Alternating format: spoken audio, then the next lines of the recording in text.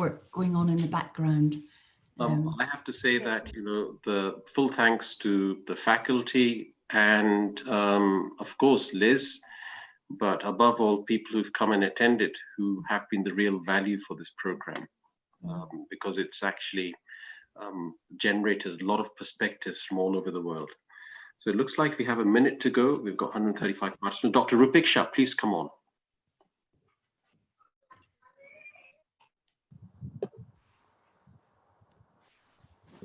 Sir, no, I forgot to take your name that time. Thank you, sir, for so much. I received my certificate as well day before yesterday for the last webinar. Thank you, sir. Yeah. Pleasure, my pleasure. It's a privilege. I have to give a special note of thanks to my duplicate with a long beard in the sort of on one of the screens. Is that the is he actually directing it? Yes, he is. He is the technical backup and the person who's made the certificates possible. Hussein, could you please introduce yourself? Just say a little bit about who you are. Thank you. Hi, I'm Hussein. I'm his son. In fact, I'm in the same room as him right now. I've just been in the background, making sure not too many microphones and things like that. And we've got Dr. Rajesh with us. Good morning, Dr. Rajesh. Good morning, Ali. Mr. Rajesh in the UK, but Dr. Rajesh for the whole world, if you don't mind. Thank you very much for inviting me to participate in this webinar today. It's my pleasure to represent the Royal College of Surgeons of Edinburgh and to share what we have been doing during this unprecedented crisis regarding trainees, how they were remobilized, what was the reconfiguration which has taken place, and also the reorganization during this time, and how we intend to help the trainees with their A, training, B, assessment, and C, with the national recruitment process, which has also been modified. It's been an extremely trying time for the trainees. And I wish to share what we put together for them during the course of this webinar today. Thank you again for inviting me, and it's a pleasure to participate with so many people from all over the world who are interested in medical education. Thank you.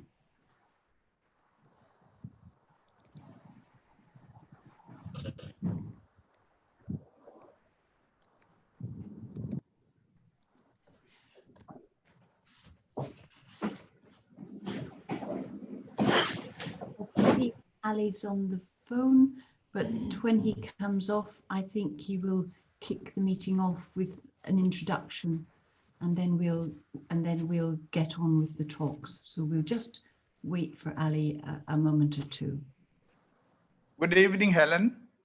Good evening, Shahid. We were noticing your slot when you popped out for a coffee, and we're looking. Yeah, for... I was actually working for a lot of under COVID. This thing working from home. There's a lot of work to do. Yes. Lot of documentation and all. So may I know, Helen, the order of the speakers? How we are? Oh yes, sorry, I thought you knew. So actually, Shahid, you and Hasnain are speaking at 11:40. 11:40.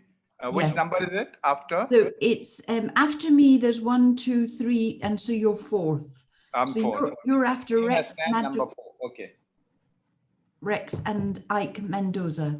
Okay, noted. Okay.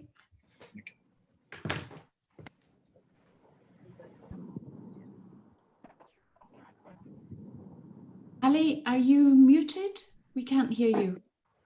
I think before we start, in a minute, I would appreciate if Dr. Zaidi, Ehsan Zaidi, could introduce himself very quickly. We've been having a round of introductions for people who've turned up regularly. And Dr. Adib, you've also been coming on the program regularly. So please, a minute each for yourselves. And then we'll get started.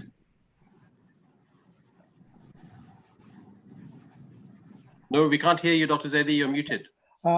My name is Ahsan Zaidi. I'm a consultant surgeon at Epsom and St. Helier, where we saw roughly 270 deaths at this hospital in this pandemic.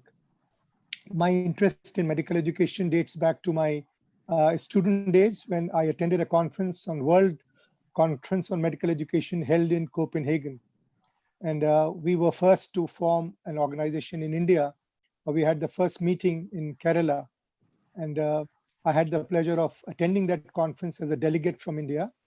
And lately, it was actually rejuvenated by Professor Shabi Zaidi and Ali Mehdi. We went to Karbala to teach, and then we organized a conference with Professor Neil Turner in Hyderabad. And since then, we are following. I'm a tutor at the St. George's for St. George's students and a trainer for London Deanery. And teaching is my passion. That's my little introduction. And Ali, thank you very much, Professor Dr. Shabi. Thank you. Yes. Thank you. Thank you. And Dr. Deep, quick line, and then it's 11:05 and we will get started. Doesn't look like Dr. Deep's coming in, but thank you, Dr. Deep, for attending. And we'll, on that note, I think we'll start. We've got 175 people in the room. Good morning from Scotland. And my name is Ali Mehdi. I'm a consultant orthopedic surgeon. I'd like to welcome everyone on behalf of Liz Grant, the director of the Global Health Academy of the University of Edinburgh. Liz, if you're on screen, could you please wave? Thank you very much. Lovely to see everyone this morning. Thank you so much. Pleasure. And so we see that there are participants from all over. So today we'll have a speaker from Vancouver. So one end of the Pacific, going all the way around to the other end of the Pacific in the Philippines. So we've had global participation for the last 3 weeks. We've covered areas such as ethics and medical education. We've talked about teaching and learning of cognitive skills. We've talked about assessment of cognitive skills. And today we're going to wrap up, if you like, and you will find from the results of the SurveyMonkey, the most challenging area, and I suppose the most dissatisfactory area for many of you when it comes to teaching, that is electronic learning, e-learning, for clinical skills and assessment for clinical skills. So, I mean, we have come together, of course, because of this global crisis. There are all sorts of ramifications. We are talking about a new normal. The world has changed politically, economically, socially, in every way. And new technology, of course, gives us the opportunity. So I have put in a SurveyMonkey. It takes 100 responses. So we will at some point in the program presenting the results of the SurveyMonkey, but I'd like to take the time, just a few minutes please, to present to you the results of the previous surveys that we've conducted, and you'll find these quite interesting. So Liz, could you please confirm if the screen's visible? Yes, yes, Perfect. We can see the screen now, thank you. And if you click it on to full screen, lovely. Great. So you can see that how satisfied were people with students through formal distance learning. The average rating really given by the educators was 3.2%. So there's neither dissatisfaction nor satisfaction. How satisfied were teachers with teaching remotely over electronic platforms? Again, their satisfaction wasn't high or low. The level of engagement was thought to be of a moderate amount by the vast majority of people in terms of student engagement.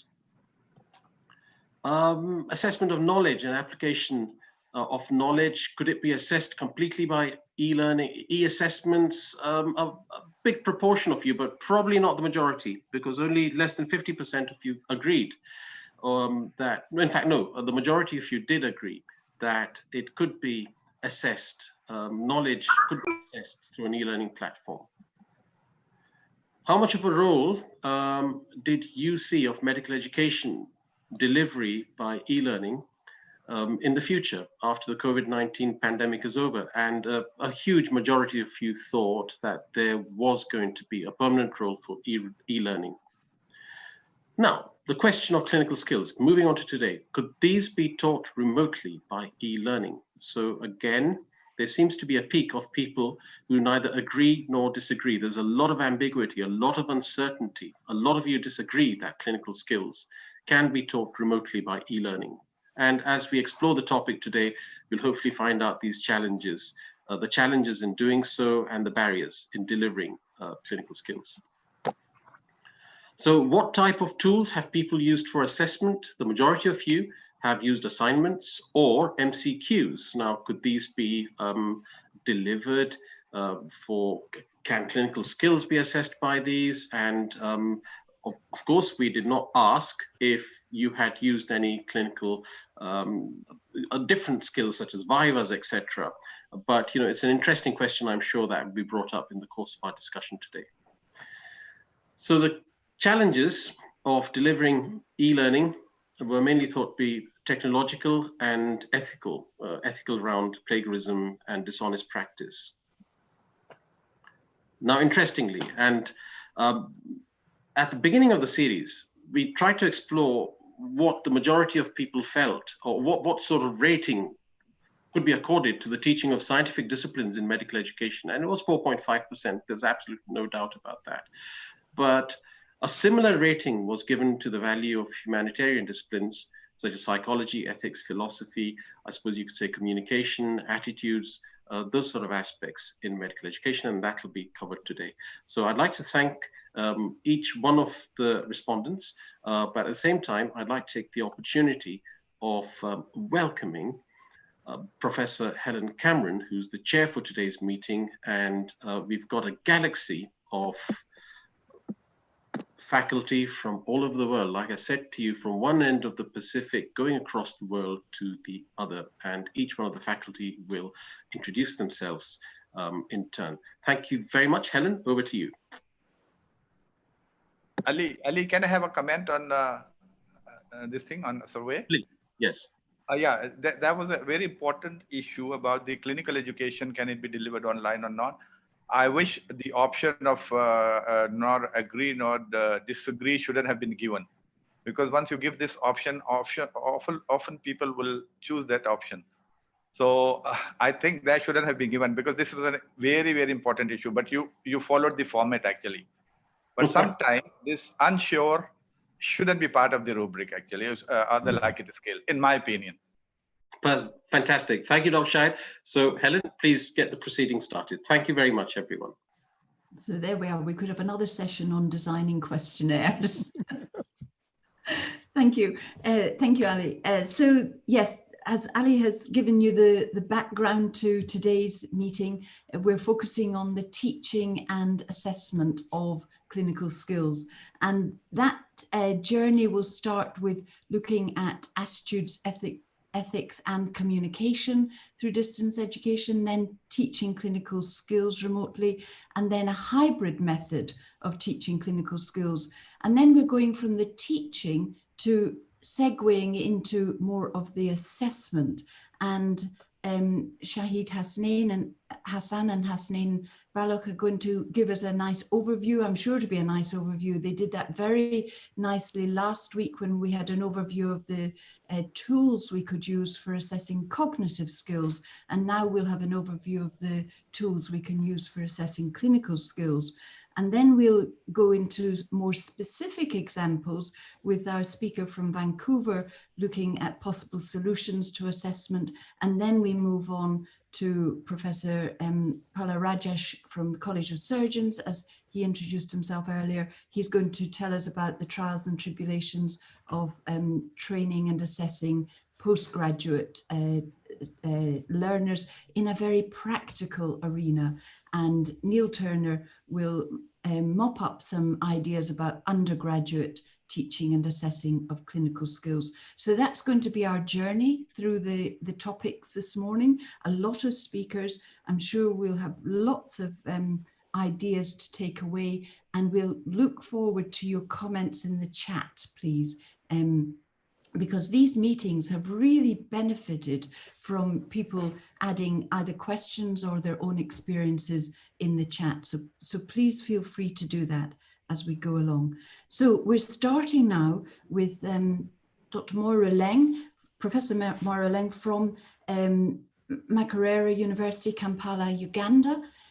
She has also worked for a long time in Dundee, which was for half my life my hometown. So we're looking forward to her talk on teaching attitude, ethics and communication through distance education. Moira, please feel free to just say 1 or 2 more sentences about yourself and your interest and responsibility in this area, please. Lovely, thank you so much. I'll just put the slides on. I'm delighted to share this session with my dear friend and long-term teaching partner, Chitra Venkateshwaran. So I'll introduce myself, she'll introduce herself, and then we'll just do a short double act together and hopefully share some things that will be of interest to this audience. As been said, I'm a medical educator, but also internal medicine physician and palliative care physician.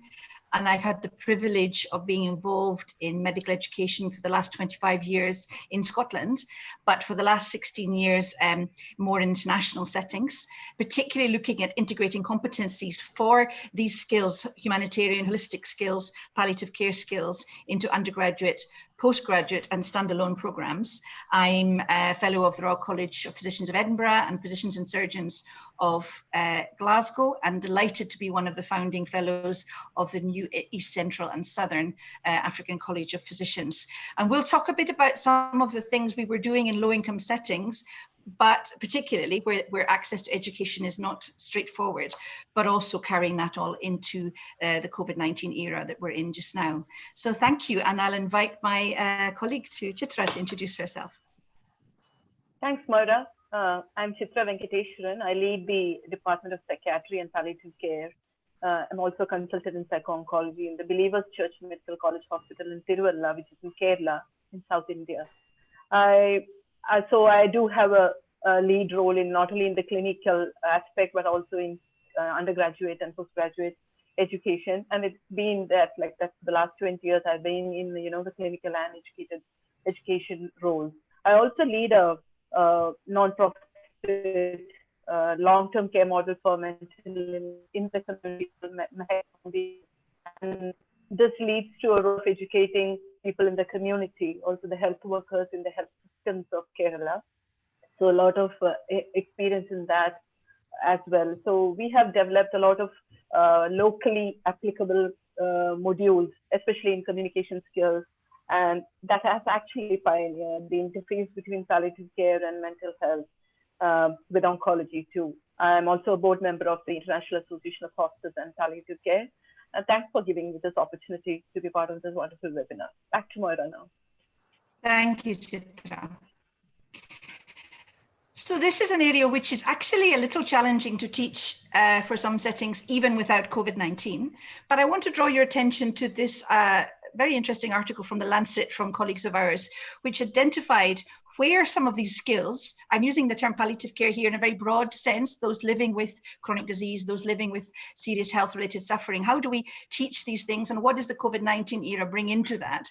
And I think it is highlighting some of these key domains that we're talking about today: communication, goals of care discussion and triage, obviously the physical aspects, the psychological, spiritual aspects, and I think very importantly, aspects around the care of the caregiver and the healthcare worker and the student and the postgraduate. There's also an interesting comment from Richard Horton in the Lancet, where he suggests that this current era of really quite challenging times of global suffering, of, in a sense, global solidarity, we hope, there may be an amplification of some of these issues and perhaps a greater importance to pushing some of these issues to the forefront of our healthcare practice, but also our medical education practice. So I've had more of a role in the last few years of being a visiting or honorary colleague in medical education, particularly looking at how we integrate these competencies into undergraduate and postgraduate education. And between us, we've had the privilege of working, as we've said, Uganda, Rwanda, actually Sudan, India, and actually a very interesting link with Islamic University of Gaza. I don't think we have anyone from Gaza, I'm sorry, on the call, but that's been a very important role in terms of linking with somewhere where they are in chronic lockdown, if you like, not the acute lockdown we're seeing now. And we've been looking at how we develop competencies and develop models. So we've been using tools such as problem-based learning. You're used to this. Flipped classrooms, we've developed particular resources around flipped classrooms, but of course usually the interaction was then face-to-face, and the challenge now is we may want to develop a flipped classroom model, but where is the face-to-face component? Of course, narrative threads, reflective assignments, particularly giving scenarios that people can engage with and start to experience and start to reflect, ideally in their daily practice. And I'll come on in the next slide to think how we transfer that. We've been probably more involved in formative assessment, but also in summative assessment, for example, bringing some of these skills into clinical examinations, OSCE type examinations. And in McCurry, for example, they've moved to a full PACES style examination program for postgraduates with integrated holistic skills and communication and palliative care. Okay, so that's a bit of the background, and some of these resources are actually still very relevant.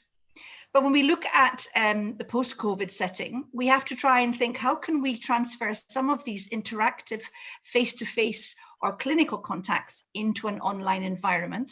And I'm not saying that we have all the answers, but we have been working with colleagues, particularly working on e-learning resources has been rolled out to healthcare workers in actually now, I think, 16 countries, which we'll tell you about, although it's not an undergraduate or postgraduate course. It is actually now being used to look at how to develop an e-learning platform in a number of countries, including University of Rwanda, including colleagues that we've been working with, as I mentioned before. So I'm going to describe with Chitra that e-learning resource. Chitra is going to give you a particular example of how we can use one tool in teaching psychosocial and spiritual skills. But I just want to just touch on this. So using the interactive online modes, we've developed narrative threads, we've developed flipped classroom models so that the interactive session is much more around your response to the scenario, your understanding of the scenario, and added into that standalone problem-based learning where students can discover and find out the information they want to know and then come back in breakout sessions and to present that together. We're trying to distill at the moment, develop e-mentorship to link with that. University of Rwanda is going to take a lead on doing that. And most of our assessments to date have been formative, but we are looking with the colleagues at BCMCH. I don't know if the Dean is there, Dr. Thomas, to see how we can offer a more summative assessment, including scenarios. Our evaluations also have been programmatic. And so I want to give you a flavor. We're just giving you a flavor today. If you want to know more about this resource, there's a clickable link there, or you can download the free PDF. But what we wanted to develop quite quickly in response to the COVID pandemic was something to help people manage those who are coming into them with questions, particularly around triage, symptom management, distress. Chitra will talk about that in a moment, end-of-life care and healthcare worker support.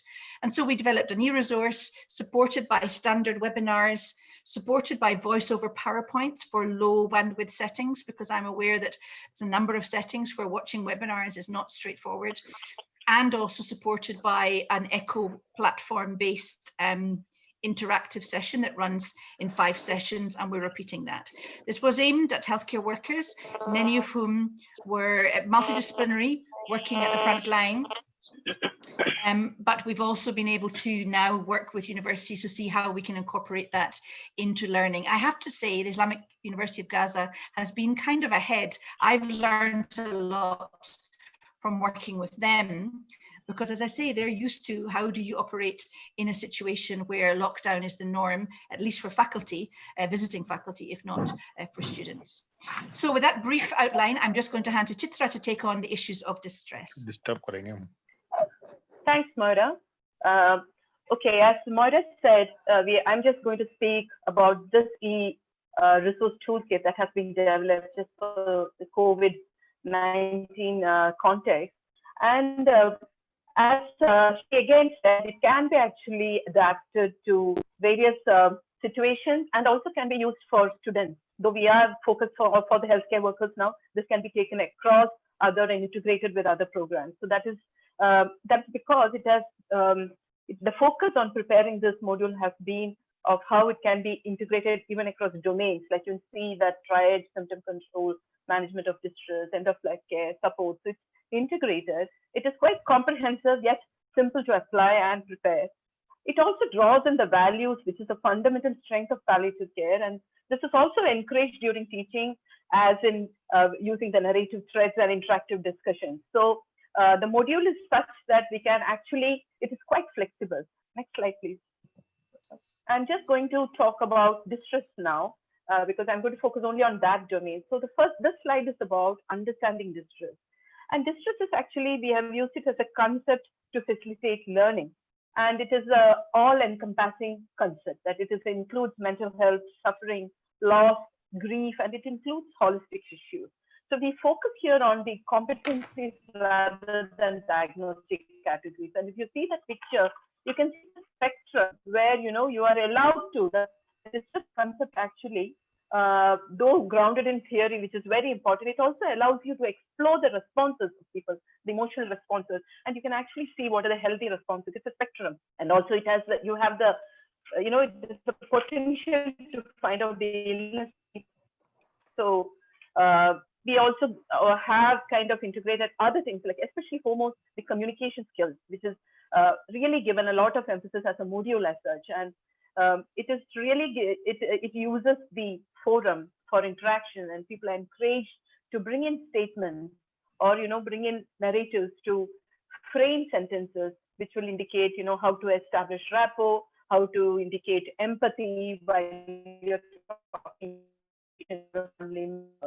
And it is a holistic approach to bring all dimensions of distress, but also to focus on the values and also maintain professionalism. Next slide, please. And this is, next slide, Mara. Chitra, could I interrupt? Chitra, Yeah. could I interrupt and just suggest you switch off your video, because your voice is breaking up. We may be missing some key points. It would be really nice to hear that. Sorry. Sure, thank you. It's raining. It's raining heavily here. Mm-hmm. So thank you, I think Chitra. the signal is very poor. I'm so sorry about it. I hope you haven't missed much. No, I'm we going haven't. on to the next slide. No, it's just Okay. to prevent problems. Thank you very much. Okay. So in the next slide now, so earlier slide, I talked about understanding distress, and this is about managing distress. And here we use a tool, which is an algorithm. So this algorithm can be used to teach and empower how to manage distress. So the algorithm starts with communication skills, as I mentioned earlier, and then goes on as a pathway to identify, assess, and manage distress. It also uses another tool embedded below, if you can see, which is color-coded. And this is actually adapted from the distress thermometer. So this algorithm allows you to go through a pathway and also screen for distress. And if you can see, it's color-coded, and it mirrors the spectrum that was there in the earlier slide from green to red. And you can see that when you go through the pathway and you elicit the symptoms and screen, you kind of get into columns, where the first column, when the distress score is less, goes into measures which anyone, you know, in the primary care can use in terms of psychoeducation, strengthening the social support, helping people to cope, normalizing their emotions, you know, asking questions like, I can see, you know, what are the support systems you have? Whom should I talk to help you? Kind of simple questions, and also help them to focus on simple things like sleep and daily routine. And if you go on, if the distress is more and you just cannot manage only with these strategies, the column B shows how you integrate it with the pharmacological intervention, where it is given again. And then you have the red column, where the red flag signs are indicated, where if there are some issues, especially like suicidal thoughts or agitation, then you refer them. So this actually mirrors the spectrum that was indicated before. And this rest of the tool actually goes to examples of empathetic statements and do's and don'ts, so that it will help people to know what I say is appropriate or not, and how can I frame a sentence to offer support to a person. So I think this tool will also help, you know, we strengthen the tool by using the narrative threads and interactive discussions too. So I think I'll end my talk now and hand it back to Moira. So just the last slide. Thank you so much, Chitra, and thank you for fighting through the monsoon to share with us. So this is just some highlights. Please, in the discussion, we can discuss more. But I wanted to finish with a comment from my colleagues in Gaza. I asked these young medical students about their understanding of holistic care and of how we had done a teaching with them. And I said, what do you understand about this concept? And I love this phrase, humanity until infinity. And I think it's bringing that humanity into our medical teaching. And as I say, perhaps perhaps this is ever more pertinent and maybe even more signposted now, and important that we do that. Thank you for the opportunity to share. I look forward very much to the other speakers with a number of references when these slides come to you that you can see. Thank you. Thank you. Thank you very much. Thank you very much, Chitra and Moira. Sorry, I forgot to mention Chitra in my initial introductions, but it was very good that we heard from Chitra herself, giving us background in her role. Thank you both very much. That was really interesting, and some really new practical ideas there. But I think we're going to go on to more talks and then take questions and discussion at the end, if that's all right. And people can be adding to the chat as we go on. So now we're going to move on to It's all right, I think. Dr. Ronald Wasiki, who's the associate. I could tell she was dropping, but I was thinking at Aga Khan Hospital, Nairobi. I think it was okay. Could others switch off their? And I thought I could pick it up. Could others switch off their microphones, please? Okay, that's great. Thank you very much. So Dr. Ronald Wasiki is going to speak to us about teaching. You can hear what I was saying anyway. I think it was fine. I think we said enough, but not too much. Moira, could we switch off all microphones if we're not speaking, please? Thank you very much. So as I was saying, Dr. Ronald Wasiki is now going to speak to us about teaching clinical skills remotely. The floor is yours. Can you unmute Dr. Wasiki? Can he unmute? I can't hear him. He's muted. Can you unmute him? No, I can't. Dr. Wasiki, we are going to unmute you in a minute. You should be able to unmute yourself. Okay. There you are. Fantastic. Oh, there you are. Yes. Well done. Thank you very much. Please continue. The floor is yours. Thank you so much for having me on. It's a pleasure to be sharing a few ideas from East Africa. I know my other colleague is also from Makerere. As I told you, I'm a breast and general surgeon. Been involved in teaching for the last 16 years. So we know that this pandemic has brought in a lot of issues, particularly for the low and middle income countries, where, like in our country, Kenya, we have very serious economic issues.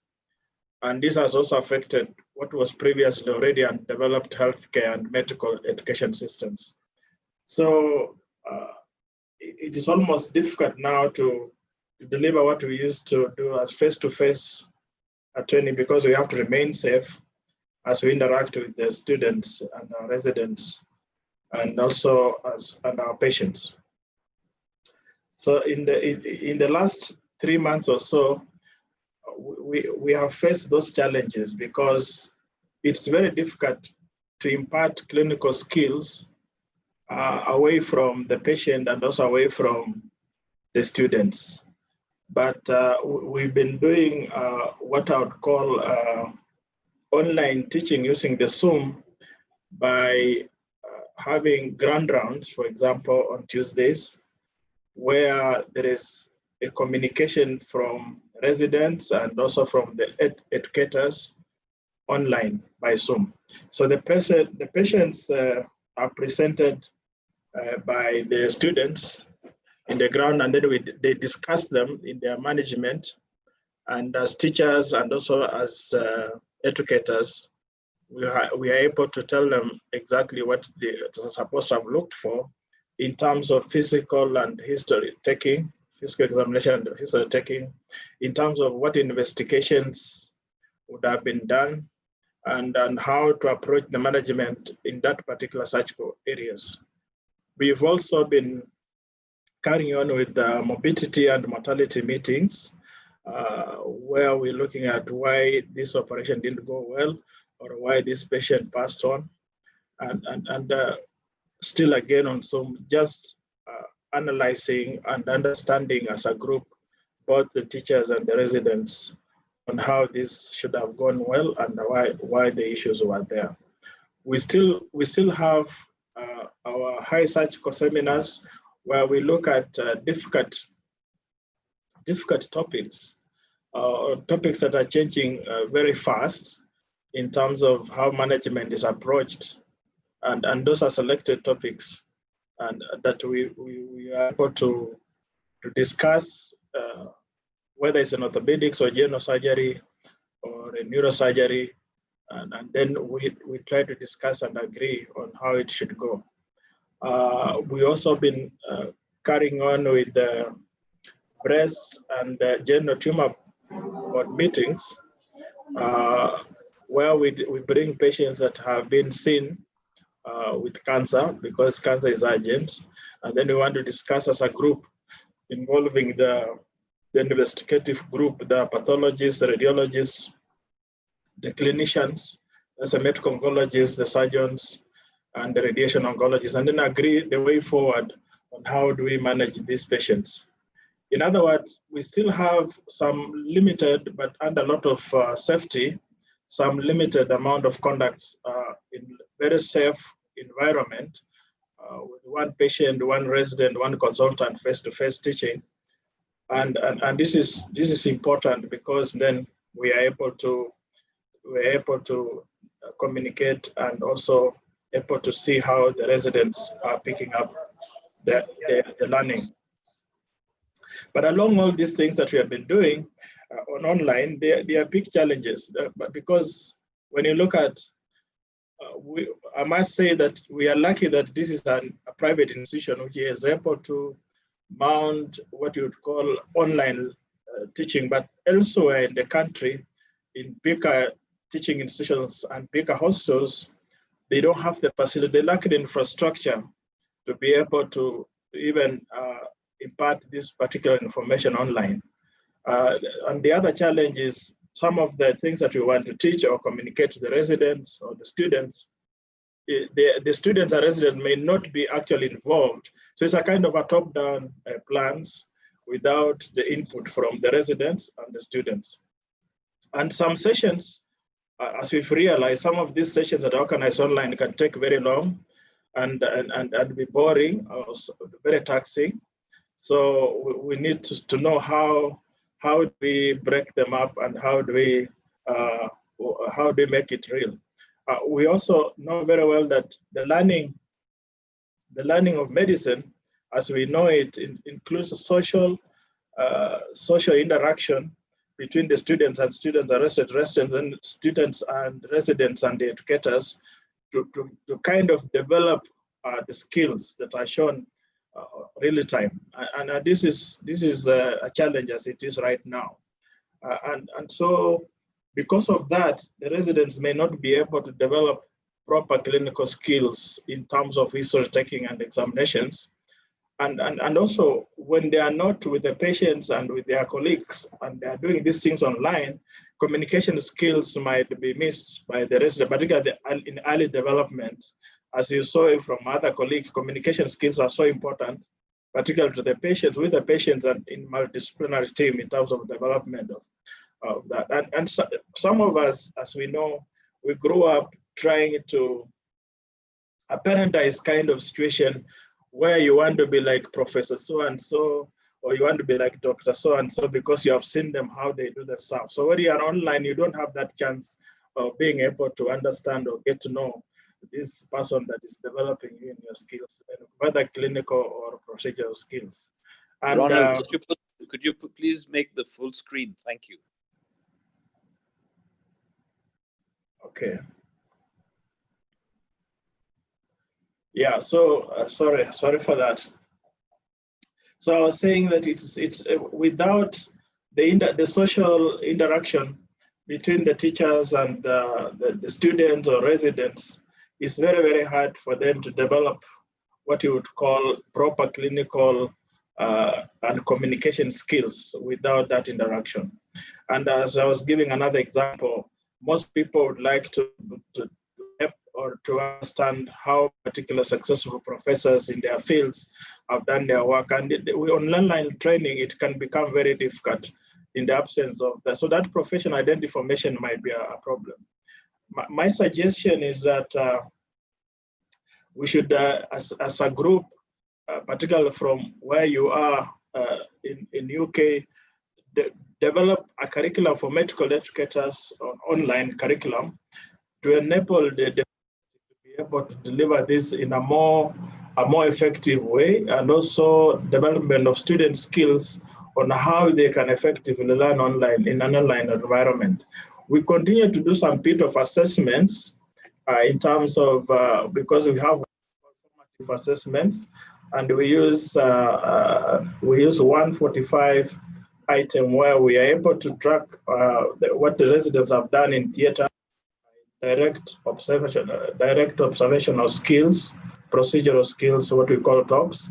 And also we are able to, if we have a chance, face-on-face, the long cases, to record them online and also assess them.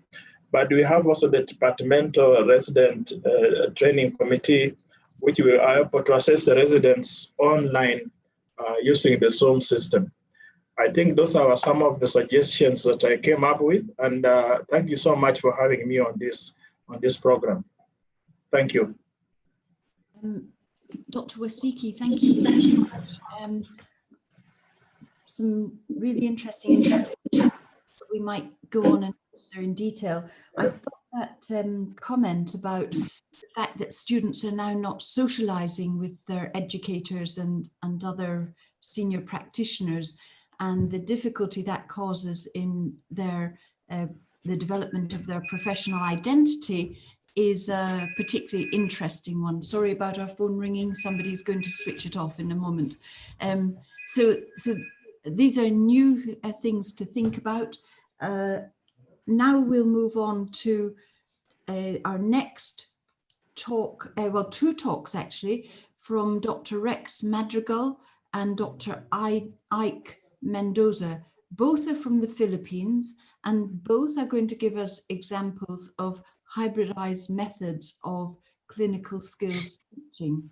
So I think the first will be Dr. Rex Madrigal. Hello.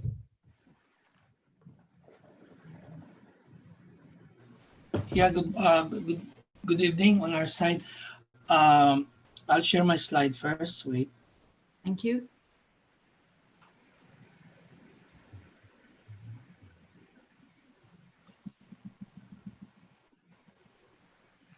Okay, I'm Dr. Madrigal. Actually, I'm the past president of the Philippine Society of General Surgeons in the Philippines, and I'm also a past member of the board of the Philippine Society of Colon and Rectal Surgeon. I'm now a regent of the Philippine College of Surgeons, which is actually the mother society of all cutting specialties in the Philippines, and also a master's in hospital administration. Okay. E-learning perspective, I have a disclosure. I'm not good at this, listening to all the lecturers. I just want to share you a little background of what is happening in the Philippines and my personal experience on how we go about this e-learning. Okay, the government took the lead in as far as e-learning for our medical students. So it's good that prior to this, in 2019, they have already started with the e-learning. And in fact, they pilot tested this in 3 sites, in Luzon, Visayas, and Mindanao, which are the big islands of the Philippines.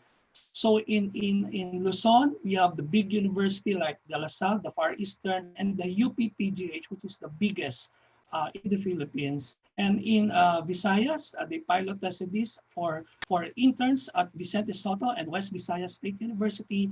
And in Mindanao, they pilot tested this in Davao Medical School and Southern Philippines Medical Center. What I'm talking about is really like this. I just want to show you the program of the e-learning e-learning government initiatives. We just finished all our for this month. We went around every week, twice a week for all this. And basically, this is the most important, is what they taught us is how to transform traditional teaching methods in medicine to interactive e-learning modules. So we were happy that the government took a lead on this and invited all those who are interested to go into e-learning and teach our students how to do it properly. So let me share you also, aside from that, is I attended a webinar, and this is actually delivered by one of our speakers who is a past president of the Philippine College of Surgeons. And this is from the American College of Surgeons. And they noticed that really everybody there is residency training on a standstill during the COVID times. And as far as the ACS Division of Education is concerned, they want to provide guidance on surgical educators and surgical trainees and make available online surgical education programs and to identify new opportunities and pursue innovations and transform surgical training for the future. And also to define challenges and opportunities, foster innovation in surgical training across all surgical specialty, with the first area of focus is to collect, share, and document experiences from institutions in the midst of COVID-19 surge. Also, the second area of focus is to have novel teaching and assessment methods and educational approaches and the use of technologies to conduct major teaching conferences virtually and the adoption of such methods in the long term, even after the pandemic. The third area of focus is to administer scientifically validated surveys to collect, analyze, and disseminate information on the impact of COVID-19, both in short and longer term. And all three areas should most likely address residents' well-being and propose strategies to support surgery residents and focus on the phase beyond the current pandemic. Also, with experience with surgical training, hopefully it will help in preparing surgery departments and institutions for future crises and emergencies and chart a new course for the surgery residency program. That ends my introduction, and next to me would be the Board of Directors of the Philippine Society of General Surgeons, Dr. Ike Mendoza. Ike, you have the floor. Thank you very much, Rex. And let me share my screen. Wait, I'm trying to get out. Wait, how do I do it? Yes, here. Wait. All right.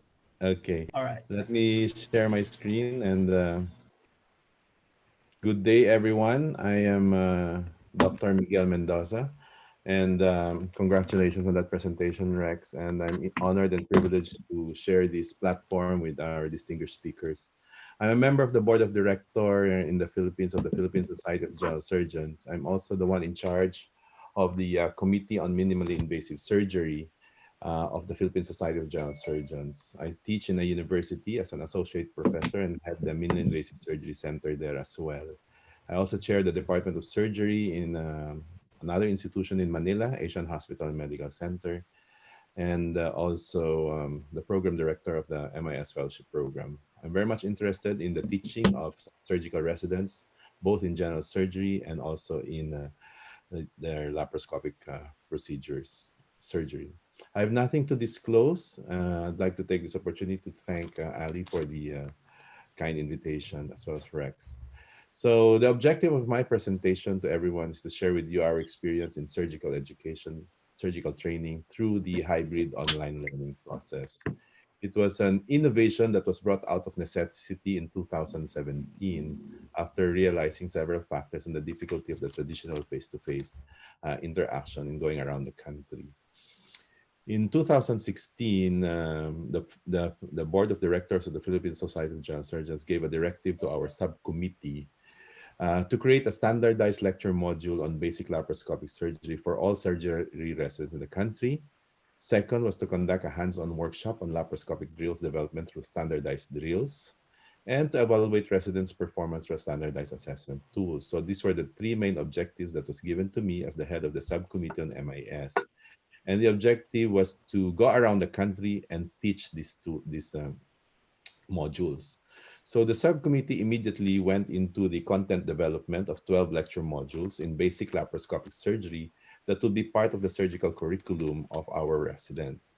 And it consisted of basic equipment, troubleshooting, and all the fundamentals of laparoscopic surgery, including involving 3 basic procedures in laparoscopy, which is diagnostic laparoscopy, lap appendectomy, and cholecystectomy, even the basic drills that our residents have to know in a standardized fashion. So what we essentially did was create all these online, like these modules, not yet online at that time, traditional face-to-face, and also taught the 8 drills, and the purpose of which is to enhance their laparoscopic skills development in terms of hand-eye coordination, depth perception, and training of the non-dominant hand. Immediately after that, the subcommittee traveled to 7,100 islands by land, air, and sea in the country, collaborated with the 10 Philippine Society of General Surgeons chapters, coordinated with the chairs and training officers of the 71 PSGS accredited institutions in the country, and we had to take care of 968 surgery residents nationwide and teach all these modules.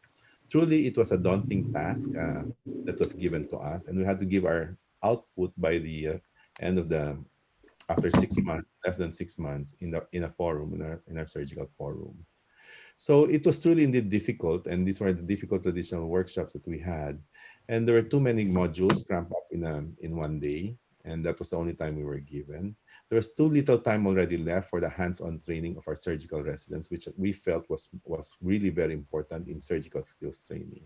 We had difficulty in measuring the kind of learning that they had from us because of these cramped and too much lectures and little time for the hands-on training. So we decided in 2017 to shift our strategy from traditional face-to-face classroom type teaching into a hybrid online learning. We felt that this was very important because residents who go on duties in the hospitals, who work very hard, can now access the lecture modules online at their own pace and at their own time. There's more time spent on skills training with feedback from the mentors during the face-to-face workshop. And therefore, what we did is we went back on the traditional lectures that we created and went now and created a video production, pre-recorded videos of the 12 lecture modules that we did. And then all the laparoscopic drills, we put them online. And each resident was given an access code together with the chair of the department, including the training officer and their 2 MIS champions. And then we went through a pre-test, interim test, and subsequent post-test, and we were able to assess the performance of our residents. It was not easy to go into the video production phase because we had to do a lot of editing on the 13 modules and the 8 drills. But eventually it was successful, and we're able now to partner with a third party, the MDPI, which created a platform for our hybrid online learning, which was incorporated in our website. So basically, the residents will go through 3 phases: complete online activity, then they will go to the pre-test, watch the lecture module, and go to the interim test, and then go to the phase 2, which is the face-to-face interaction, wherein they will have now more time as far as skills training is concerned because there will be mentor feedback, and eventually go to phase 3, which is going back now online and answer the post-test, make the evaluation, and print their certificate. So the face-to-face component during that time was very important because mentor feedback is what we wanted to emphasize because learning skills would be better.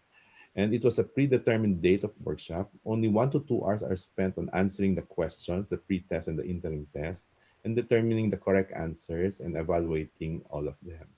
And this time, the residents will have more time in terms of hands-on laparoscopic drills and exercises. So in a nutshell, that program was successful. Online, register, get the pre-test, enter the online lecture, take an interim test. Once you take the interim test, attend the face-to-face workshop with the faculty. And now the residents like this very much because they spent more time and there was mentor feedback. And therefore, the learning curve, as far as the skill is concerned, would be shorter. And then after that, go back, answer the post-test, sign the evaluation form, and then print the certificate. And as a faculty, we're able now to assess the development of the surgical resident through this process. And because of that, the program now was simplified and we have more time now on the hands-on training. There was an 85% compliance from the surgical residents that we were able to enroll into this program. And we could monitor each and every resident as they progress through the program, assess what point in the modules are they already there. And the training officers would also have access to this. We were also able able to monitor the progress of their the pre-test to the interim test as well as the post-test. And we had all these metrics available through the help of our third party through the website. We can also do item analysis with this program and in terms of determining how many got the correct answers, how many did not, did they improve from the pre-test to the interim test, and we could make our evaluation and conclusions. We also were able to analyze the content results or the evaluation of our residents as far as the content results is concerned. And basically, the benefits that we encountered during this time was that for the surgery residents, they felt there was a lot of flexibility in terms of time, and they could accommodate, we could accommodate their schedule, their very busy schedule, and they could work also online any time of the day or night. We also noted that they had increased learning in terms of retention of the course content because they would always go back to the online course, more meaningful discussions, more time for technical skills, learn also life skills in terms of time management, independence, self-discipline, all part of adult learning, and learn to take greater responsibility for the learning process. And we were planning to do the face-to-face again for the second batch for this year, from January to March 31 until the pandemic hit. And therefore, the face-to-face was put to a stop. As a result, we are now in the process of conducting, as far as this program is concerned, the virtual face-to-face workshop for surgical skills training during the pandemic. We have developed the necessary materials and equipment for this, and there will be remote telementoring on the laparoscopic drills, meaning to say the faculty will have the same setup as the resident will have the same setup in their institution. So a return demo mechanism could be set in place.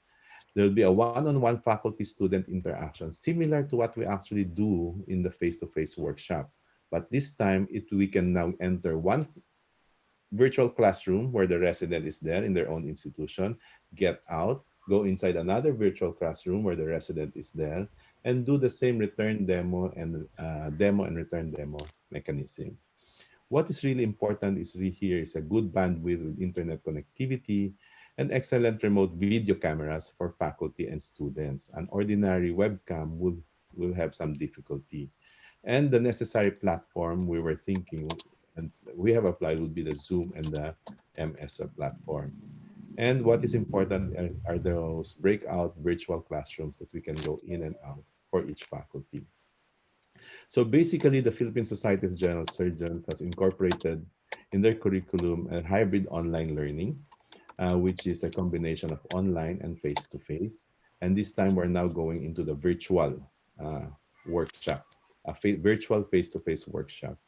And the importance is to enhance the learning, improve the outcome of basic laparoscopic training of our residents through skills training.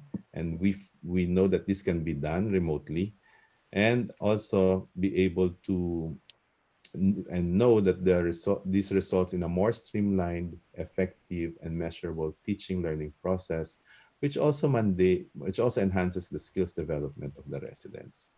In summary, Madam Chairman and ladies and gentlemen, hybrid online learning in the Philippines has assumed a significant beneficial role as a game changer in the standardization of education of minimally invasive surgery for the current generation of surgical residents in the Philippines. What we did in the past, we can continue to do this time with a modification during the pandemic of a virtual face-to-face workshop with the use of technology.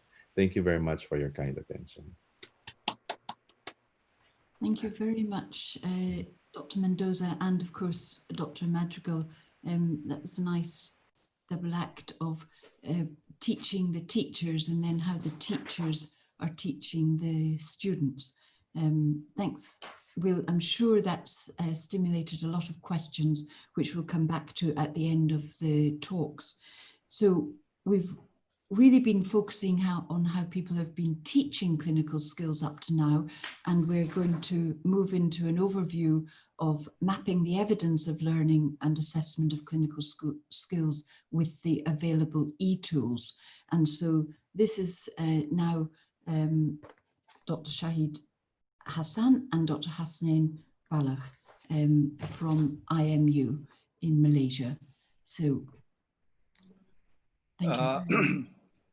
Good evening, everyone. It's evening in Malaysia, and thanks, Helen, thanks, Ali, and thanks the organizing team of the e-learning webinar for inviting me and Hasnan again.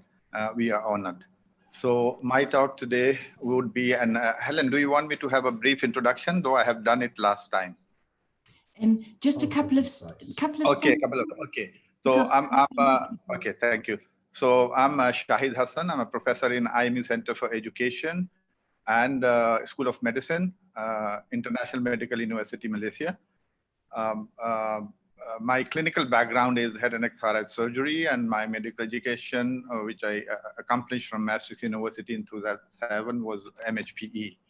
My interest in is assessment, faculty development, and research in education. Assessment, I'm interested more in psychometrics and the workplace-based assessment. Teaching, research and teaching has a gradual shift from my clinical research to the research in medical education. So now I would like Hasnan to, who is co-presenter here, to introduce himself. Hi, good evening, good morning, or whatsoever. Good day to you, everybody. Can you hear me loudly, clear? Yeah, okay. I'm not a medical doctor. I'm managing e-learning department, and I would love to actually explore new technologies and to answer some of your questions. And so that's how actually I always work with academics to solve their problems wherever technology could assist us. That's all, and I would be actually covering some part in this talk. Over to you, Prof. Shahid. Okay, thank you, Hasnan. And my topic, I'll be covering an overview of mapping evidences of learning and assessment of clinical skills with e-tools, which is very close to my heart. And I'll be sharing. I cannot hear anything. Can I have next slide, Hasnan? So I'll be sharing some of our work, which is some of the research that we have had during this COVID period. And it was interesting, and I like to share with you because do not want to give a big list of the tools that could be practiced, but what could be practically feasible to practice, I'll share those. And in that sequence, I'll go with the bedside teaching online. Sounds a little ridiculous. How can bedside teaching be online? It sounds illogical, but we have made it logical, and I'll share that with you. So now, online version of the authentic bedside teaching, we named it as beside teaching, beside in terms of teaching anyways. So we named it as BEST, right? Then systemic introduction, instructional process will involve in this model. And the approaches that has the basis of this model is hypothetical deductive, Barrow's hypothetical deductive approach, and Kasserer's think aloud approach, where students had to think together and inquire the patient, which supervisor will be taking over the role of. I'll talk in a moment when I go to the next slide. Now, the other two cycles involve our experiential cycle and reflective practice. And a lot we have gathered from the Gagdis 9 events, instructional events. So those are the pedagogy that has been involved in this, and then technology, I'll talk as we go along. Now, next that I'm going to talk about, and I have talked a little bit on my previous presentations, was TBL. It is a model that I assure you is really fits in time. It's nothing that we need to innovate this. It is already in literature. Many have been practicing it, and many have been practicing it around 20%, I believe, online before the COVID period. And this before COVID period online have made those institutions comfortable moving on to their online instruction and online assessment. The best part of the TBL is it is assessment hand in hand, or instruction hand in hand assessment. And assessment is made very interesting here. We have, I'll talk as I go along to the next slide. Now, third area that we are going to share with you is the simulation, the virtual medical clinic, which Hasnan is going to present, takes you through the actual clinic. And then authentic clinical scenarios are the basis of this clinic. Learning, teaching, and assessment practice together. and mistakes are allowed. Now, moving on to the my next, Hassan, can you go on slideshow? Hassan. Yes, Rafi. Can you To... see? Can you see no, that? No, I'm looking at something else. Can how about others? How others can see the slide? Yeah, I can see bedside teaching or beside teaching. That slide. Hassan, can you move? I can see some installer, some. Can I share the slide, Hassan? Sure can. Yeah, because I'm having something different appearing here. Can you? Yes, I have stopped. You can share now, Prof. Sorry, Helen, little bit. Yes, we can see your desktop. We can see your screen. Okay. Well, where is my slide actually? We can see, Prof. It's there already. Where? On your desktop, we can see. Just have a Okay. slideshow. Can you see this slide? Make it full. Yeah. Okay. Yeah, a slideshow. Okay. Now I'll go through the infographics, and the infographics they have, I'm sharing with you as the, let me remove this control here. Okay. So the infographic which we are going to share with you is, hey, why it move on to some mishaps going on.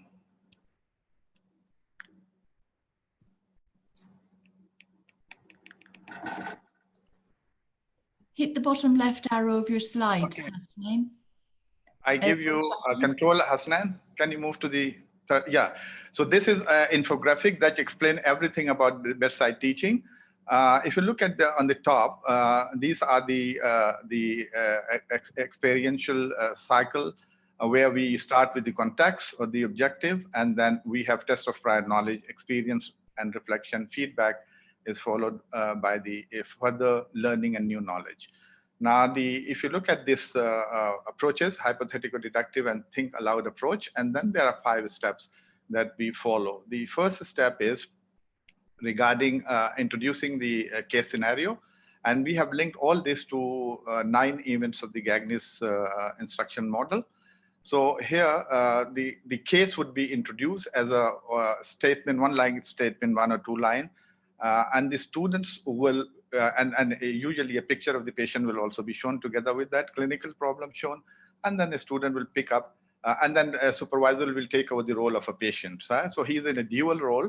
He will be patient as well as supervisor at times. So this has been informed. The students are informed about the dual role of the supervisor as well as the patient, right? We take a 10 minutes earlier session where we take them through the pedagogy, the technology involved in it, and all the steps that this will be delivered.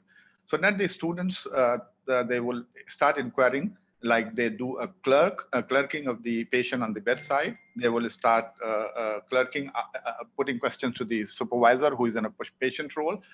And as a patient, supervisor will answer all those questions. We recommend them to go on chat box rather than using the microphone. So those chat box we later on find in their reflection that it helped them a lot. So those who have missed out some of those history questions may go back and see the recording, which is available to them on Microsoft Stream later. And those who have not attended, somehow missed out the class or network or some other reason, they can go to the recording. Okay, now next is physics. So then after each clinical attribute, the students have to formulate or generate their hypothesis in terms of differential diagnosis, right? So they will put down the differential diagnosis, then they will move on to the next step, which is examination.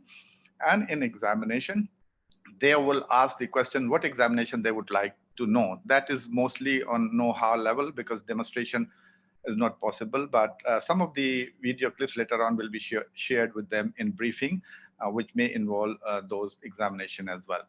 After the examination, questions are exhausted from the participants, which is 6 to 8 in number that we take, and then they will review the differential diagnosis based on the information coming to them from the physical examination, right? then they will retain some of those differential and do away with those which are not relevant. Next, they will go on asking, we invite them to ask on the investigations. So they will put down their investigations, and later on, the actual investigation of the patient will be shown to them.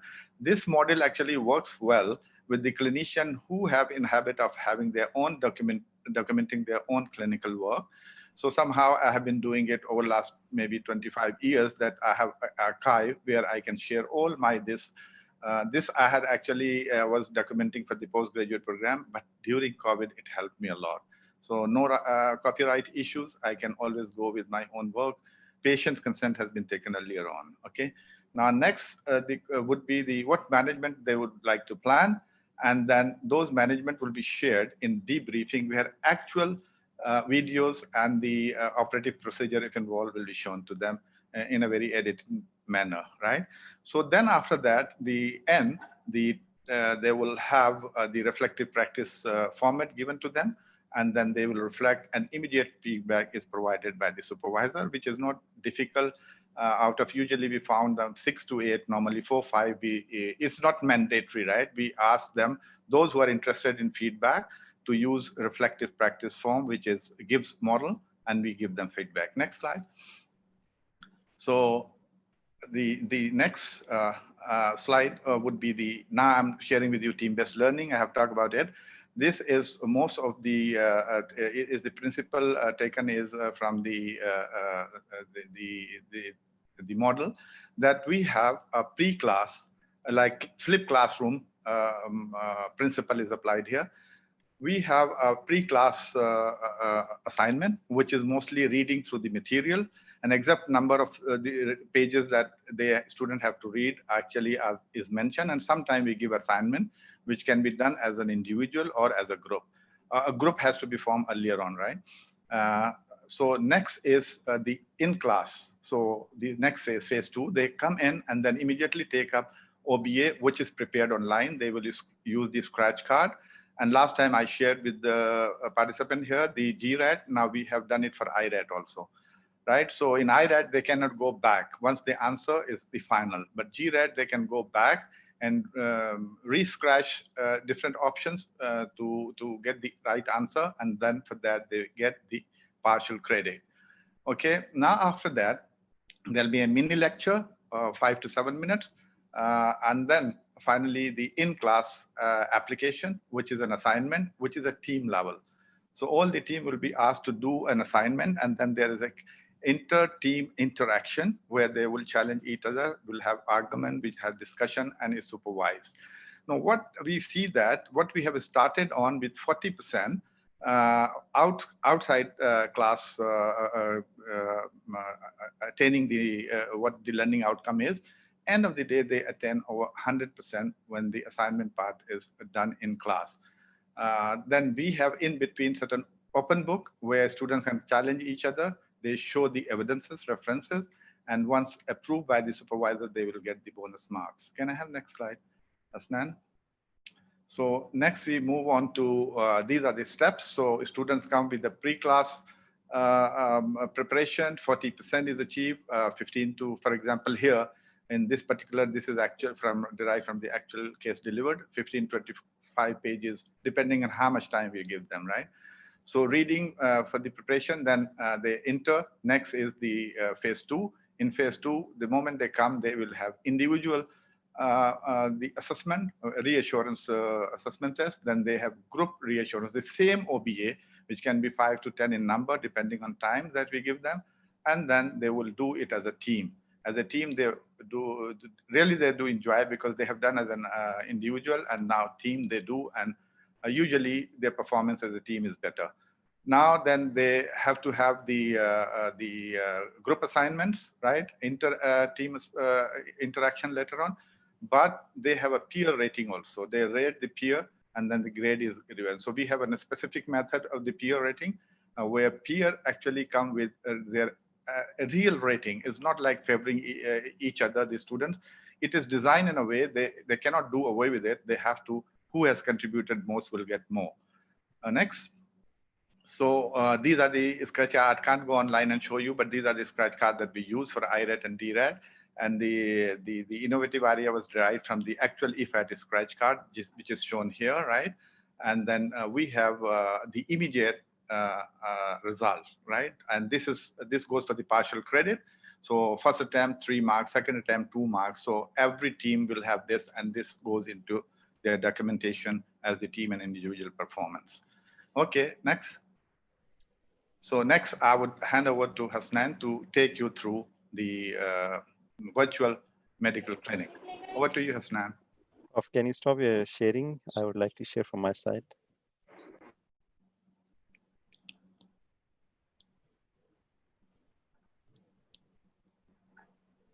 Yeah, I stopped. Still, we can see, Prof, your screen. You see a lot of, teamwork. We have been having problem, but since technology can have problem anytime. So that's why we say don't depend too much on technology. Pedagogy still works with the educators, right? But thank God yes. we managed. Prof, you need to stop sharing the screen. Yes. Still. Okay. At the top of your screen, Shahid, there is... I have stopped sharing on the top of my screen. No, the yes, top. now can, yes. Now okay. you have. Thank you very much. So Hasnain, are you going to carry on? Yes. Thank Sorry you. for... Can you see now my slide? I can Yes, we can see. Yes, we can see. Okay. Thanks, Yeah. Rashad. Okay, let me explain what the concept of virtual medical clinic. So it's like you have real content, real case, real scenario, and we have converted that into an interactive material and self-directed material where students can come in and click on different information. And these are the screenshots here of one of the case. And if you're interested in to know more about VMC or virtual medical cases, you could actually you could scan this QR code, and one of the case is free to access where you could observe. And I would like to share another source where they also have a similar interactive medical case. Mostly these cases are related to COVID. And if you could scan this QR code, you will go there. And let me share the actual screen for... Okay, may I know what you're seeing now? We're seeing. We can't see anything. You. We just wow. Gallery. Yeah, we're just seeing.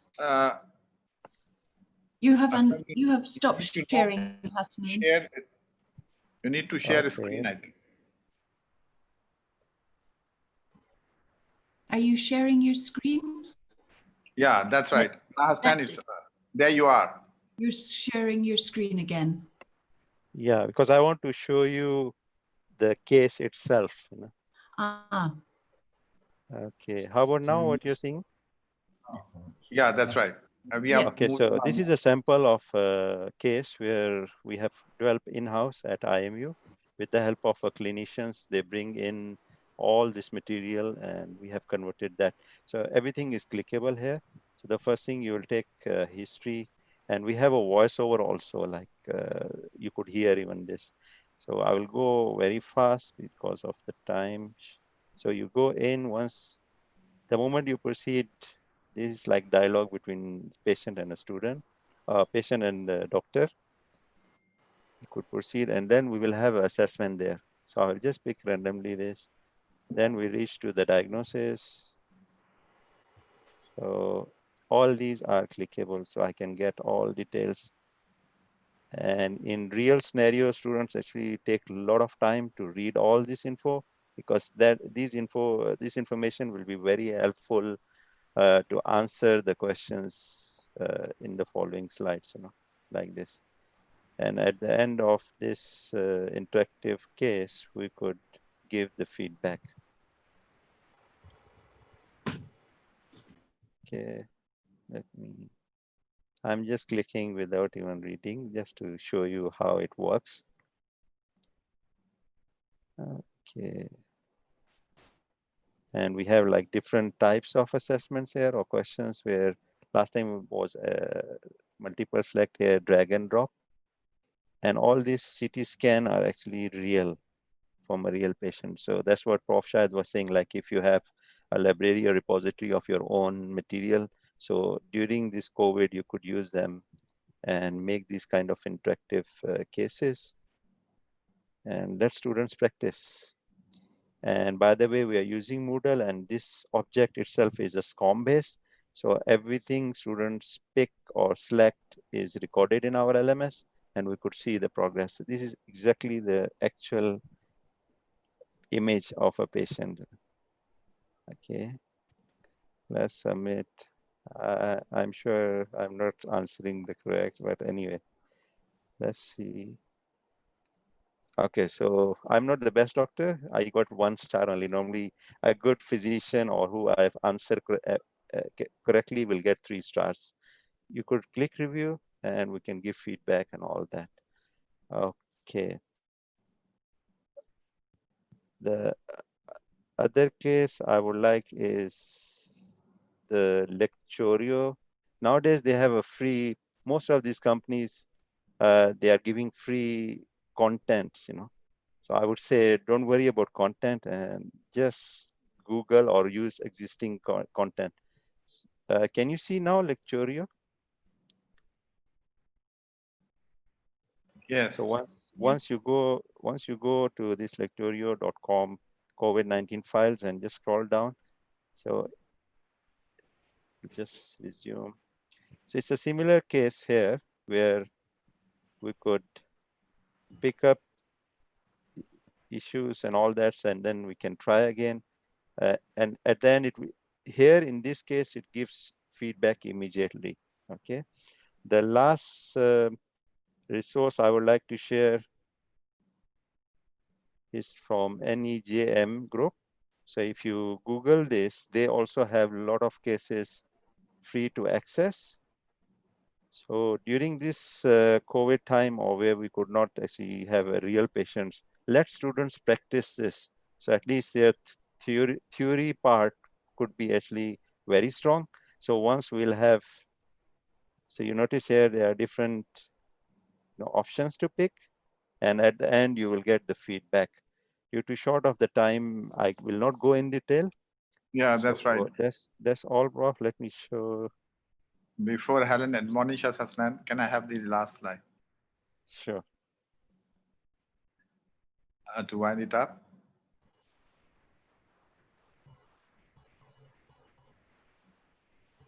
Yes, Prof. Yeah, okay, thank you, Hasnan. Thank you very much.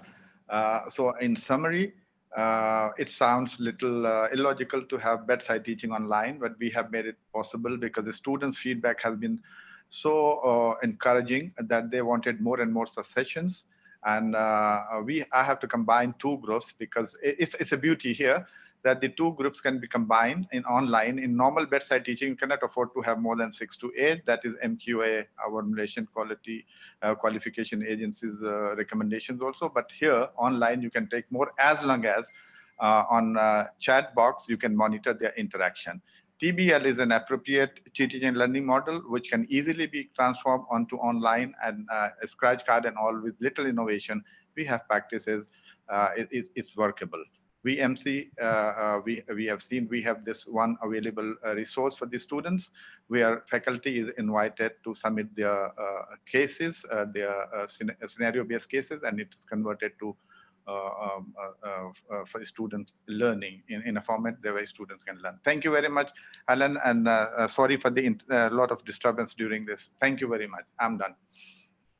Thank you very much, Professor Hasnan and Dr. Hasnain Balak. That was fascinating. There's a lot to take in and quite a few questions coming out of it. We'll try to move on quickly now and hope that there'll be time for questions at the end to get clarifications, but you've given us lots of good ideas. I'm now going to move on to Vancouver, to Professor Karim Kouemi, who has, I think, joined us mid-webinar. So I hope he's here and ready to go. We did have some communication earlier, and Karim is going to speak to us about cyber simulation and possible solutions to assessment, drawing on his own experience. So hello, I can see you, Karim. Can you share your slides with us, please? Yes, we'll do that right now. And say a few words about yourself and your interest and responsibility in this area, please. Sure, no problem. Thank you very much, Madam Chairman, dear colleagues. I am, first of all, I would like to extend my appreciation and gratitude to the organizing committee of this meeting, particularly to Dr. Ali for giving me the opportunity to speak with you today. I am Karim Kouemi. I am a professor of surgery at the University of British Columbia in Vancouver. And I am also one of the regional directors for the Royal College of Physicians and Surgeons of Canada. So I have to declare that the cyber patient is a business product right now, a spin-off from UBC.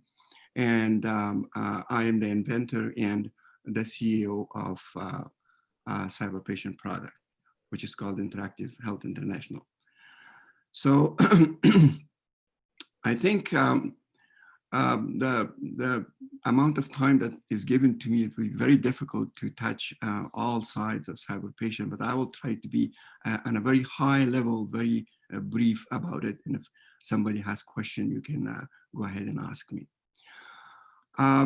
So in that high level, I will barely touch the introduction to cyber patient design, curriculum integration, and some research projects we have done for cyber patients so far.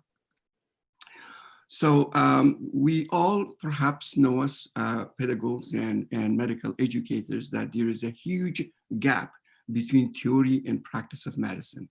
We're all very good at delivering theoretical medicine because we have done it for thousands of years. But when it comes to the application of theory into practice of medicine, we have problems. And the gap is so far filled with physical simulations or standardized patients. However, physical simulation and standardized patients are also very expensive. So the other issue that we always have as medical educators, that we have this collective perception that delivery of practical knowledge in competencies are not possible by asynchronous delivery. So this is a dilemma in problems that have been facing us for a long time. Cyber patient is not a product of COVID-19, but the COVID-19 situation gives us the opportunity to appeal to the medical educators the value of cyber patient. And I have to say that most people in the world are understanding it. And we have now 120 countries using it. And we have contracts, research and education contracts with about 28 countries in Africa, Sudan, and Ethiopia, to Nepal, in Afghanistan, Pakistan, Japan, United States, and other countries. So our solution for that is that we first believe that yes, you can teach competencies and asynchronous by asynchronous delivery of knowledge. And our solution is to provide a clinical environment and a patient in the cyberspace so that you can have a full interactive online interaction with your patients. So CyberPatient is an interactive online platform designed to simulate patients in the full continuum of care and provide assessments of the learner and clinical environment. So our goal is to enhance compiled thinking through experiential learning and support competency-based education in a virtual clinical environment without harming a patient. A little bit about the history of CyberPatient. CyberPatient, the idea was conceived in 1995, and we were able to build a CyberPatient in year 2000, but we were very much ahead of our time. At that time, the bandwidth was not sufficient enough to carry the load of CyberPatient, and also the internet languages were not developed well, like HTML5, JavaScripts, and others. And now in 2015, we start revisiting CyberPatient, and in November 2019, we launched the product to the market. So the product, CyberPatient, is actually based on theory of constructivism and social constructivism.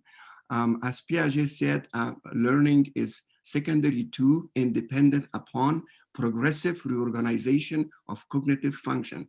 To teach, Piaget said, is not to reshape behavior, but to provide the environment for self-exploration. So what CyberPatient does is providing a clinical environment for students to self-explore in a social context, as Vygotsky was proposing the social constructivism. CyberPatient is also based on conceptualization theory of Hafding. So also it's called a theory of recall, recognition, memory. So what CyberPatient is designed to do is to support the transfer of learning and in improving the compiled thinking of students. That is the basis of kind of thinking that we use for this clinical decision making. So from technical perspective, it's very easy. You should have just a very strong computer with audio visuals, and you should use only Chrome or Firefox, because people using other internet browsers, and it's not working with other browsers. So we have to use Chrome or Firefox. And also it's not designed for iPhones. It's a very heavy duty platform, and only computers and laptops and iPads can carry that load. To give you some ideas about the design characteristics, first thing I have to say that CyberPatient is not a game. It's an interactive education platform. And it is designed as an online web-based platform, and it's designed for self-directed learning. It's designed for to gain experiential knowledge and improve your compiled thinking.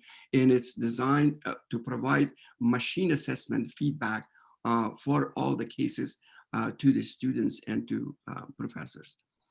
The CyberPatient is not designed to replace any other methods. So it's not designed to replace physical simulation. It's not designed to replace patients or standardized patients.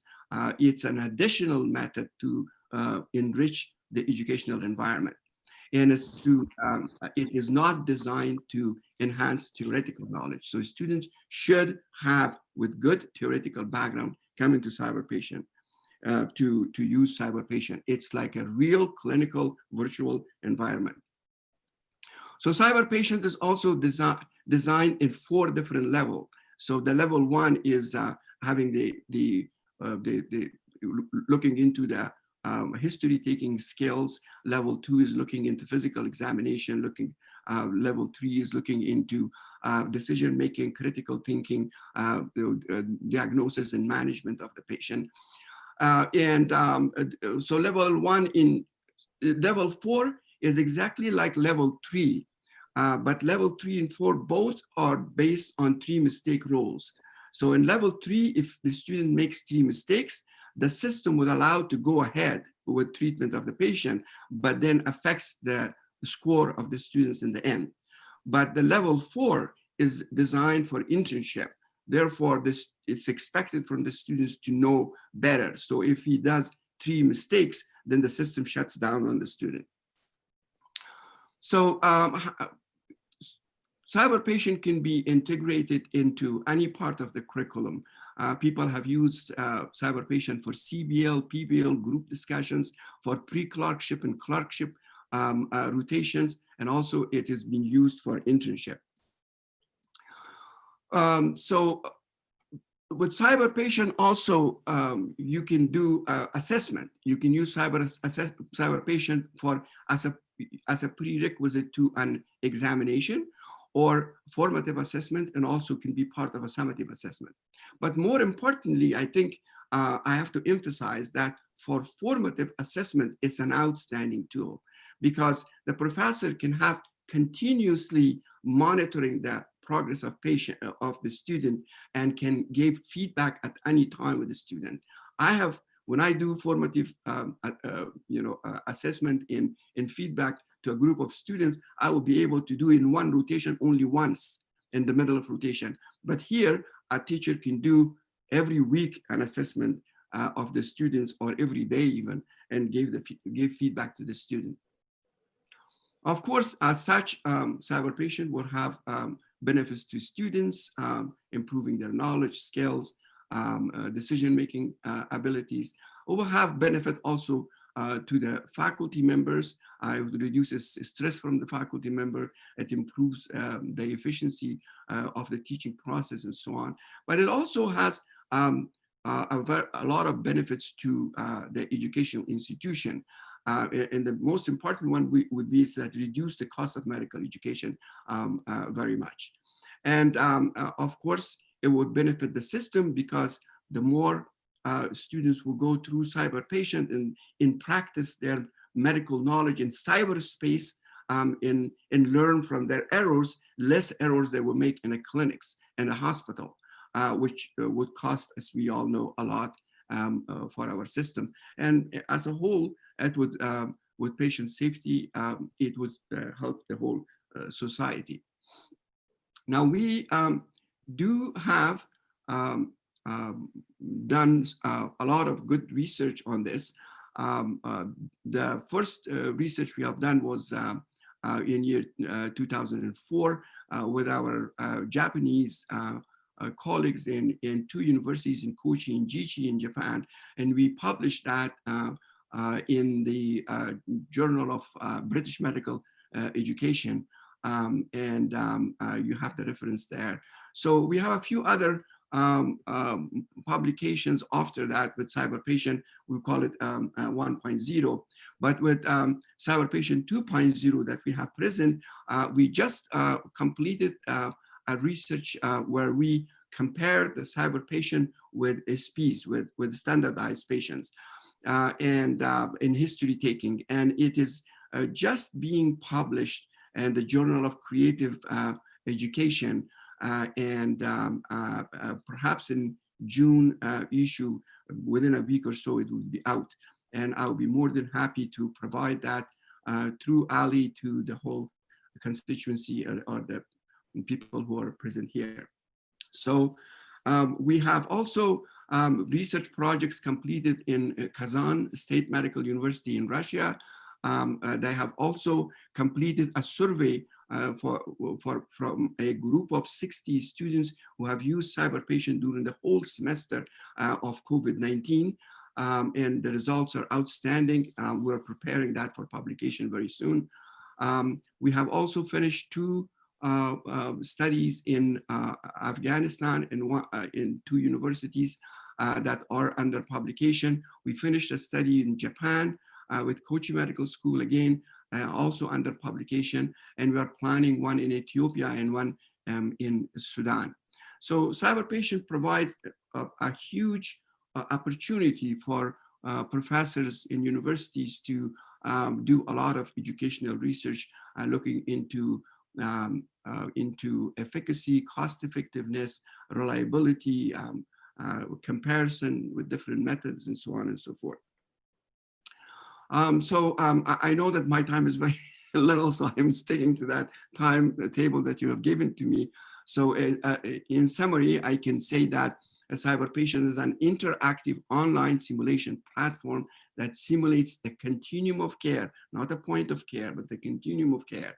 Then cyber patient is designed to fill the gap between theory and practice of medicine, improved compiled thinking and experiential learning. Cyber patient does not replace any other methods of learning. We have now 120 cases of cyber patient online. It would be accessible by anybody. Any of you can go to cyberpatient.ca and you can, it's free of charge at this time. It is free for everyone in the whole entire world. Because of the COVID-19, it was our corporate social responsibility to release cyber patient free for everyone. But having said that, we also made a decision that cyber patient would be free for all developing nations after even COVID-19. So cyber patient can easily be incorporated into any curricula. At this point, I would just thank again the organizing committee and for giving me the opportunity to talk. It's 3 o'clock in the morning in Vancouver. I made myself to wake up and give that talk. So forgive me if my mouth is dry and I was rushing through it. Thank you again. Kareem, thank you very much indeed. We noticed the subdued lighting in the room, and Ali had warned us that it was the middle of the night, and that's why I knew you might join us midway through. So thank you very much for coming at such an antisocial hour for you. It was really interesting to hear about the development of cyber patient and the fact that it's freely available for now. I'm sure other people will want advice on how to make their own version, because no doubt it's quite expensive after this time. But I'm going to move on at this stage to the last summing up and overview talks before we come to question and answer. So we're going to first of all hear from Dr. Pala Rajesh, who is speaking to us about the experience of the College of Surgeons of Edinburgh and training postgraduate surgeons in this time of COVID.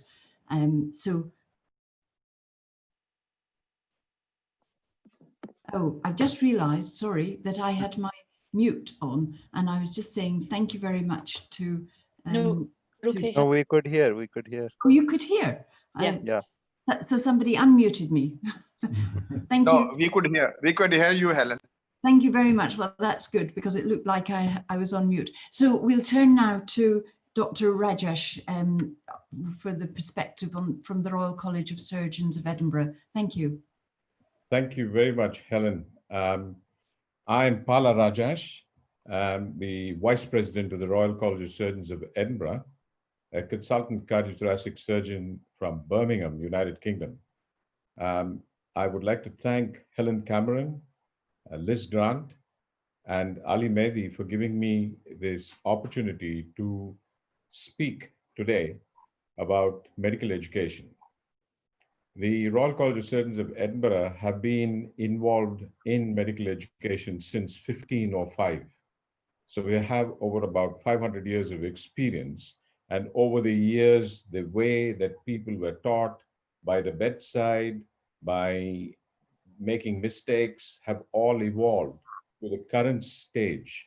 And really, it has been fascinating indeed to listen to all of the presenters this morning, afternoon, evening, midnight, wherever you are in the world listening in.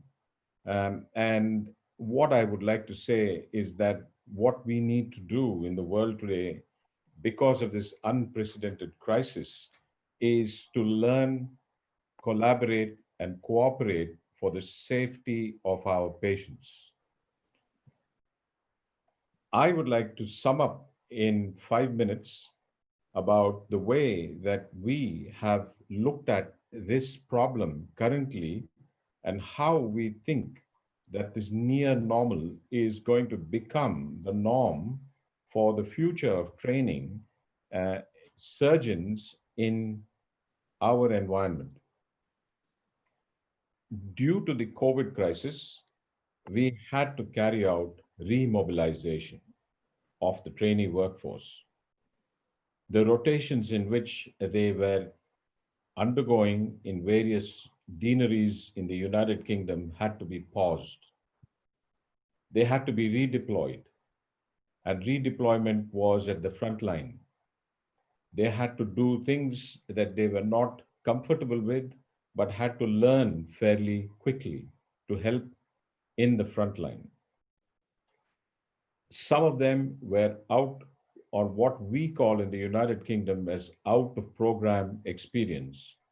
That had to be paused, and they had to return from their UPs back to the workforce. The recruitment processes during this time had to be modified. Some of the recruitments which are on a national basis had to be reviewed. And what we do during the competency testing on an annual basis is called the ARCP, which is the Annual Review of Competency Progression. That had to be modified, and there were a lot of questions which needed to be answered.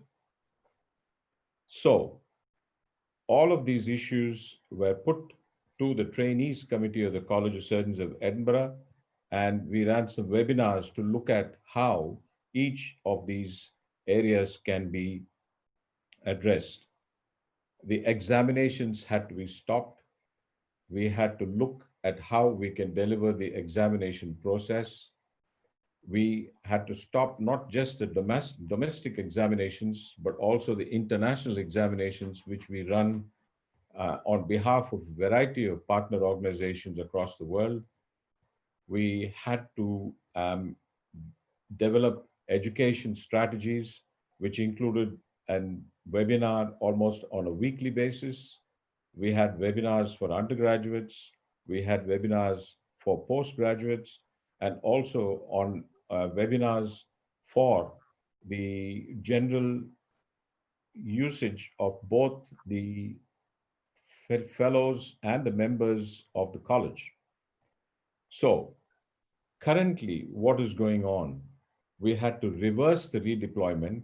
We had to see what the trainees have learned in their new environments to see if they were attributable for their training process, whether their experiences could be shared. We had to resume the trainee rotations from August of 2020.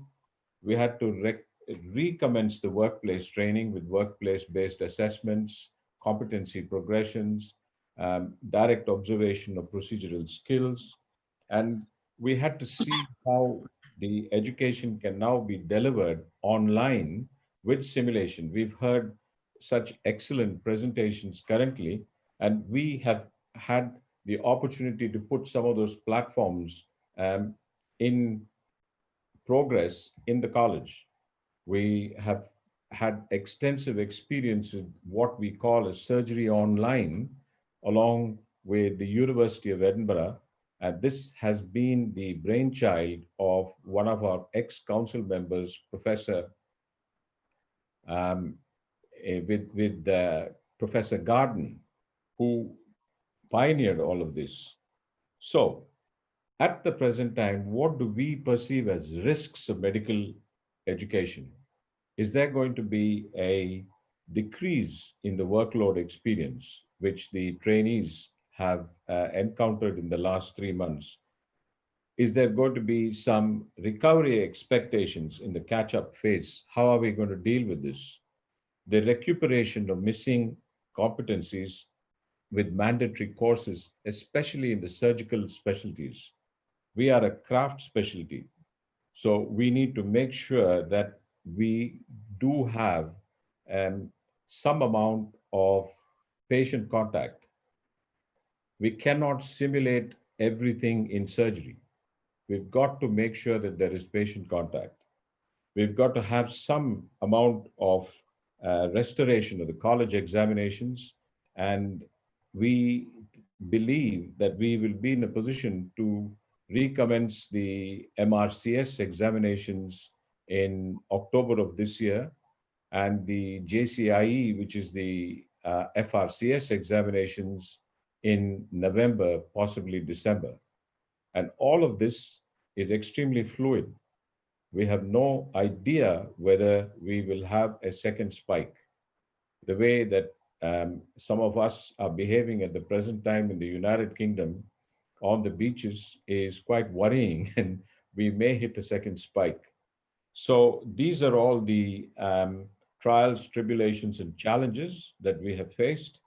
And I believe that as far as the delivery of education by way of competency training, formative assessments, and summative assessment at the end of training is all going to change for good. And we will probably end up having a blend of both the online teaching and with patient care. And that, I think, is going to be the future of medical education, at least from the perspective of the Royal College of Surgeons of Edinburgh. Thank you. Thank you very much, Dr. Rajesh. That's interesting, but also really it brings home how challenging this is in a practical profession like surgery. And those questions about when those practical exams can start again are what we need to focus our attention on. I'm now going to ask Neil Turner to sum up and bring to the fore some other resources that might be useful as we're thinking about teaching and assessing clinical skills in the undergraduate curriculum. Helen, thank you very much indeed. Just make sure all your microphones are off, could you? Thank you. Helen's actually sitting just 1 meter away from me here, so we just need to make sure there's no echo there. I should explain that I'm a nephrologist, a physician, and I do have an association with the Royal College of Physicians of Edinburgh actually in their online education. But I'm also the Dean for Undergraduate Learning and Teaching in the College of Medicine and Veterinary Medicine here in Edinburgh University, which means that we have some students doing vet medicine, some doing dentistry, and a lot doing medicine, but also some doing biomedical science subjects. So a little bit of an overview right across all the challenges that this latest crisis has thrown at us. And it's been really fascinating. My job here was going to be to pick up some of the things related to undergraduate education that I think needed, maybe need another session, just need to be pulled out and taken further. And if I look at the questions that have been asked, the one that really comes up is, how do we get our students to see patients? Everyone has said these are ways to substitute for quite a bit of what you normally teach students, but we're short on solutions for what if you can't get your students to patients, or supposing you can only get your students to patients a tiny bit, how do you best use that time? How are we going to run our classic finals exams, bringing together lots of patients and teachers? Doesn't seem the right thing just at the moment, especially as many of our volunteer patients who come to attend these sessions are the very highest risk group for COVID infection. And I just want to start out by saying the way we've been thinking about it locally and linking into some of the things we've heard. So I think one of the very key points that we, and I think this is very true of every other medical school in the UK, are making very strongly is we're in a new normal phase here. And if we want our future medical graduates to be able to work in the new normal, it's absolutely imperative that they are back in the clinical environment as soon as possible, and that they learn how to work in these new circumstances, which includes quite a lot of virtual consultation, but also really importantly involves seeing patients in the way it always did as well. And of course, if we can get over that hump, we're part of the way to thinking how we can assess their clinical skills and so on, but we can't hold full exams in the way we were. So one of the thoughts, and this certainly is relevant to vet medicine, maybe to dentistry, though they have extra problems with aerosol generation, is that if we can't run big exams, we're going to have to depend more on workplace-based assessment. So opportunistic assessment of how students interact with patients. Not only do they know what they ought to examine, but when they listen to the chest, do they actually identify the right kind of crackles? If they listen to a heart, do they know if it's a systolic or diastolic murmur? It's all very well doing it in simulation, but just as in doing practical surgery, there are skills you really need to know. And even more importantly than that, was the right history taken? Was the examination appropriately focused for the background of the patient? You don't have an hour to assess every patient. We have used workplace-based assessment quite a lot in the past, and it has its issues. And one of the real challenges is that if you are a teacher working with a student or a trainee doctor for months on end, you don't want to fail them. It's very hard to fail students in the way that you would in a more objective finals examination. Nevertheless, we are going to be forced to use more workplace-based assessment. The other method, which was indeed raised today, although I'm not sure it was given quite the same description, when we talk about working through case scenarios, and actually there was a lovely paper from Australia about 13 years ago about for remote and rural trainees how to do work through case scenarios with students. These are what we used to call vivas. And actually they were a part of Edinburgh Medical School's finals for around about 200 years when you would present case scenarios to students. If they were borderline pass-fail students, the scenarios would be simple and you'd be trying to work out whether they knew enough just to pass. But if they came through the simple questions, flew through them with no problems, you would make the questions more difficult and you would wonder whether they were eligible for distinction. And you'd ask them about the fourth possibility in a patient with low serum potassium and high blood pressure. In other words, these were adaptive exams in the modern terminology. Some of the recommendations that have been made are very expensive technologically in terms of investment, and very high bandwidth for many places in terms of accessing them. And I just want to remind people, and maybe this is a topic for another seminar in the future, that there are lower bandwidth, lower cost ways of addressing some of these things. Now, both vivas and workplace-based assessment have a real problem with standardization. And I think if we're going to need to move more towards this kind of methodology, we're going to have to look at that. It's been a fantastic experience listening to people from so many parts of the world coming up with so many solutions. And I think given the time constraints here and thinking that we might need another whole session sometime in the future on gamification and virtualization and what part that plays in the mix, I'd just like to thank everybody for providing such a great listening, thought-provoking experience, and I'll hand back to Helen. Thank you.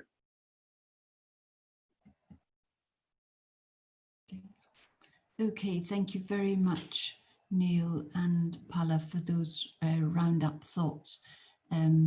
We have suggested, I think Ali in the chat has suggested to everyone that we might extend this session by 15 minutes because we've had a lot of speakers and so far no opportunity to ask any questions.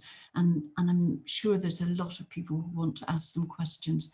So we're going to give over almost 15 minutes to question and answer, and then we'll come to Professor Liz Grant to speak to us from the Global Health Academy, and then I'll turn to Ali to bid us farewell. So if you would like to ask a question, please could you just put on your video and jump in. I think Neil Turner wants to take the prerogative of being by my side to ask a question. So I'm going to let Neil go first and then Ali second, because he would also like to ask a specific question. So please be thinking. So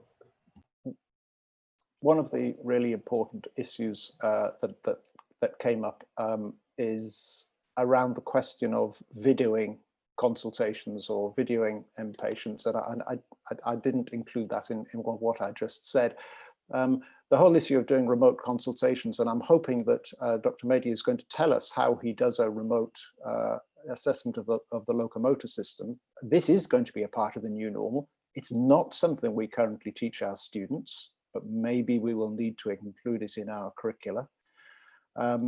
But I think even more than that, these opportunistic assessments of patients, but also examples, seem to involve much more.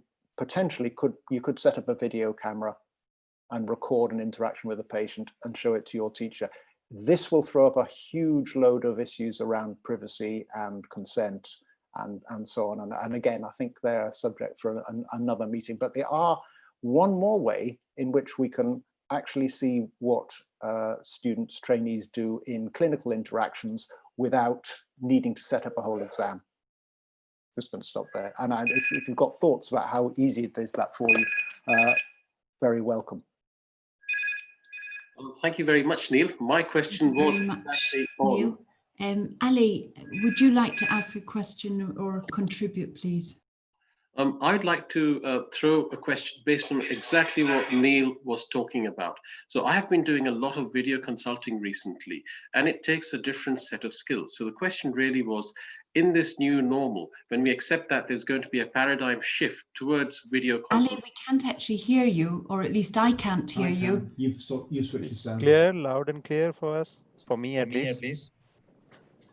So let me repeat myself. So in this new normal, where the paradigm shift we've accepted is going to be towards remote education, but also remote consulting, should students be taught those skills separately about how to consult on video? And the other question, obviously, is, should we accept that clinical skills may assume a different dimension, which is based on video consulting and investigations such as ultrasound or CT scans, where will not be possible in situations where it's not possible to palpate, if you like, an abdomen or listen to a chest by auscultation. So should we accept that the new normal will consist of a technologically enhanced form of examination rather than the traditional one? And should these video consulting skills be taught?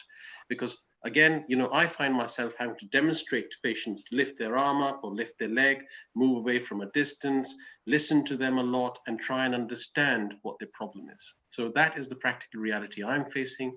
So should education also embrace that new practical reality? So question to anybody in the audience, or I would say anybody amongst the August faculty, if you please raise your hand, we'll unmute you.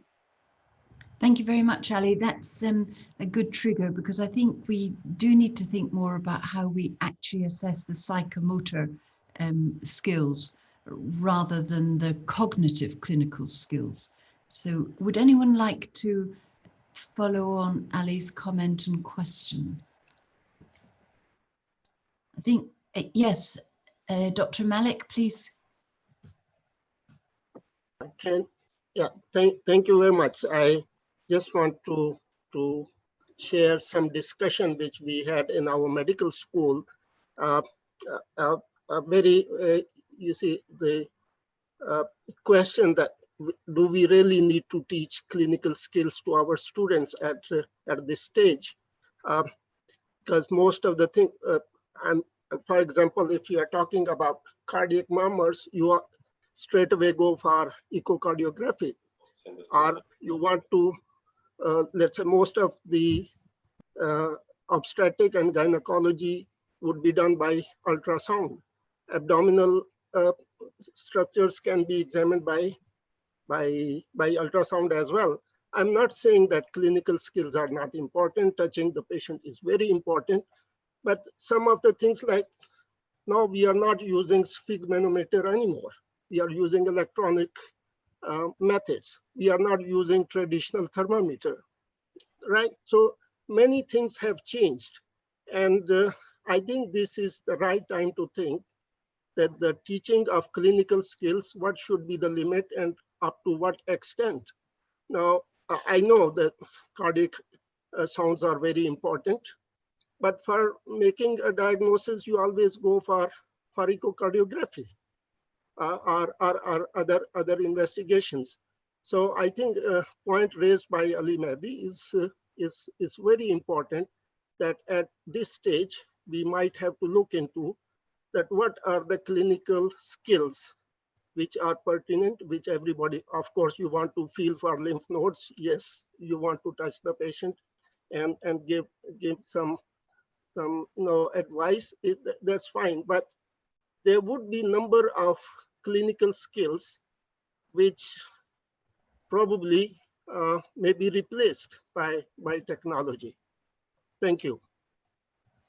Thank you very much, Dr. Malik. You are, of course, right.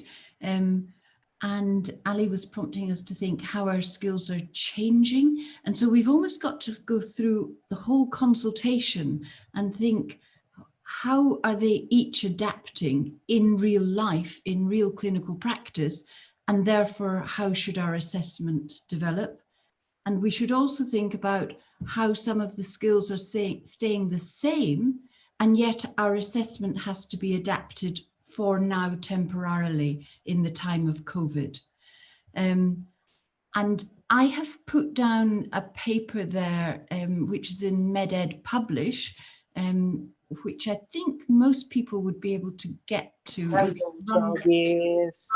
It's run by Amy, and so thank you. It's run by Amy, and it's this OSCE was run in Singapore at the beginning of the year, and the paper was published by Kathy Borsico. I'm sure many of you will know in Amy, but this OSCE was run like a traditional OSCE in person, but with a lot of safeguards because of COVID. So I'm putting it up there, not because it's the perfect way we'll all want to run our OSCEs now, but it's a starting point to think about running OSCEs for the stations that we decide have to be run face-to-face. But this, I think, today would be after rethinking what are the appropriate clinical skills that have to be examined face-to-face. Would anyone else like to come in and make a comment or ask a question? Professor Chalam. Hippocrates. Professor Chalam.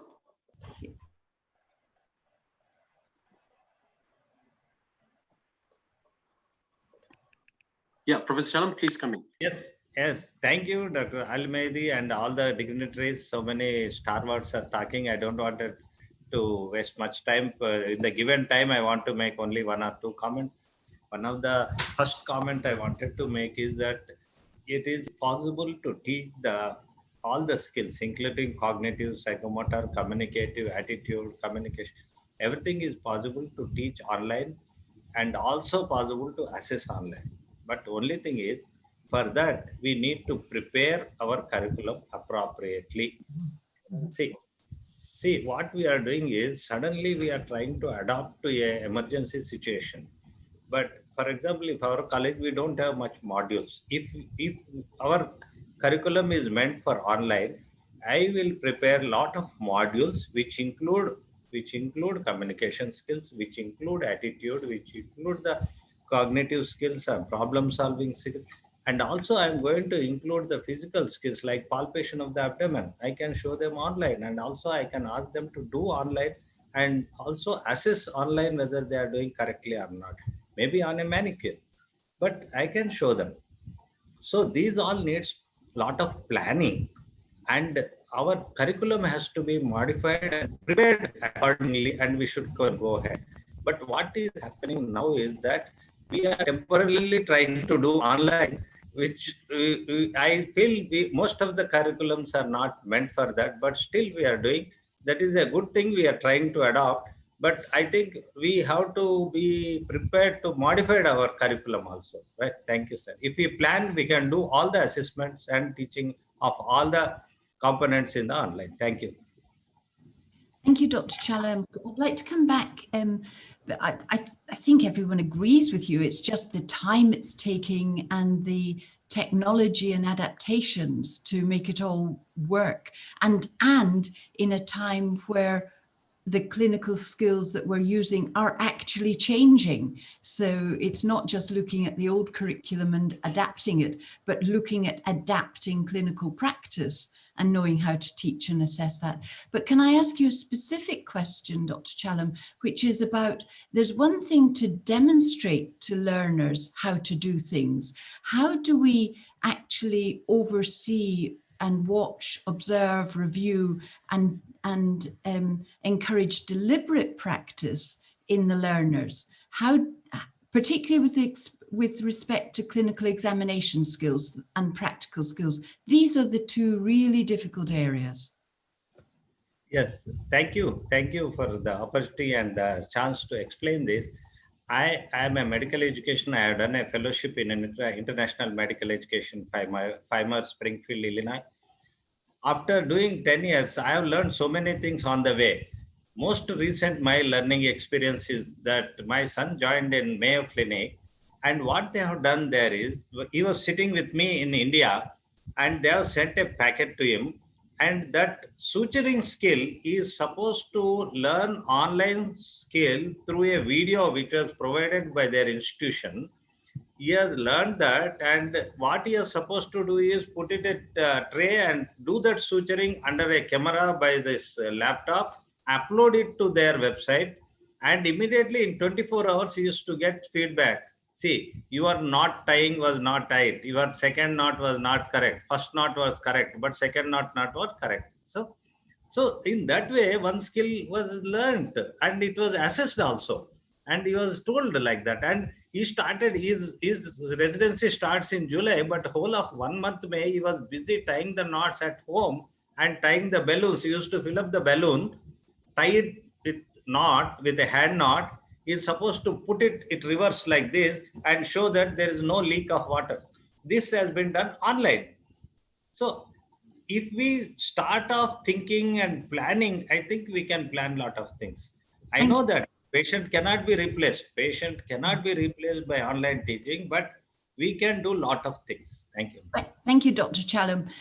As the last commentator says, the procedural skills are somewhat easier. And I suppose I'm thinking everything with patient contact. That's the really difficult end of the spectrum of activity. When I say practical skills and clinical examination skills, it's the contact with patients.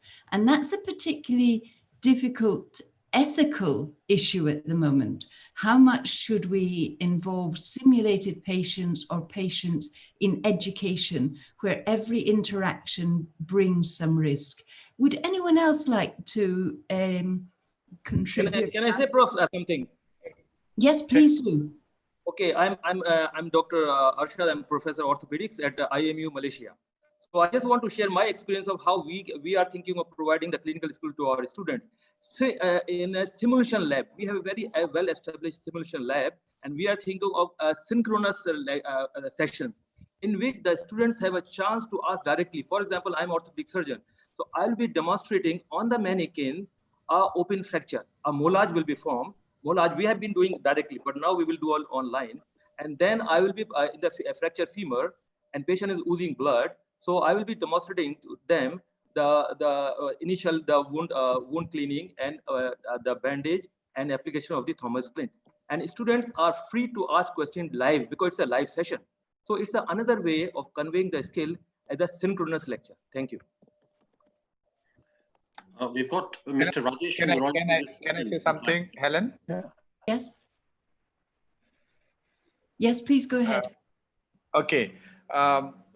Interesting discussion and various experiences that we have. But one thing which I have realized during this COVID crisis teaching, there is a definite compromise on psychomotor skills. On the knowledge side, we are taking it to higher level. For example, undergraduate from recall to analysis, C1 to C4.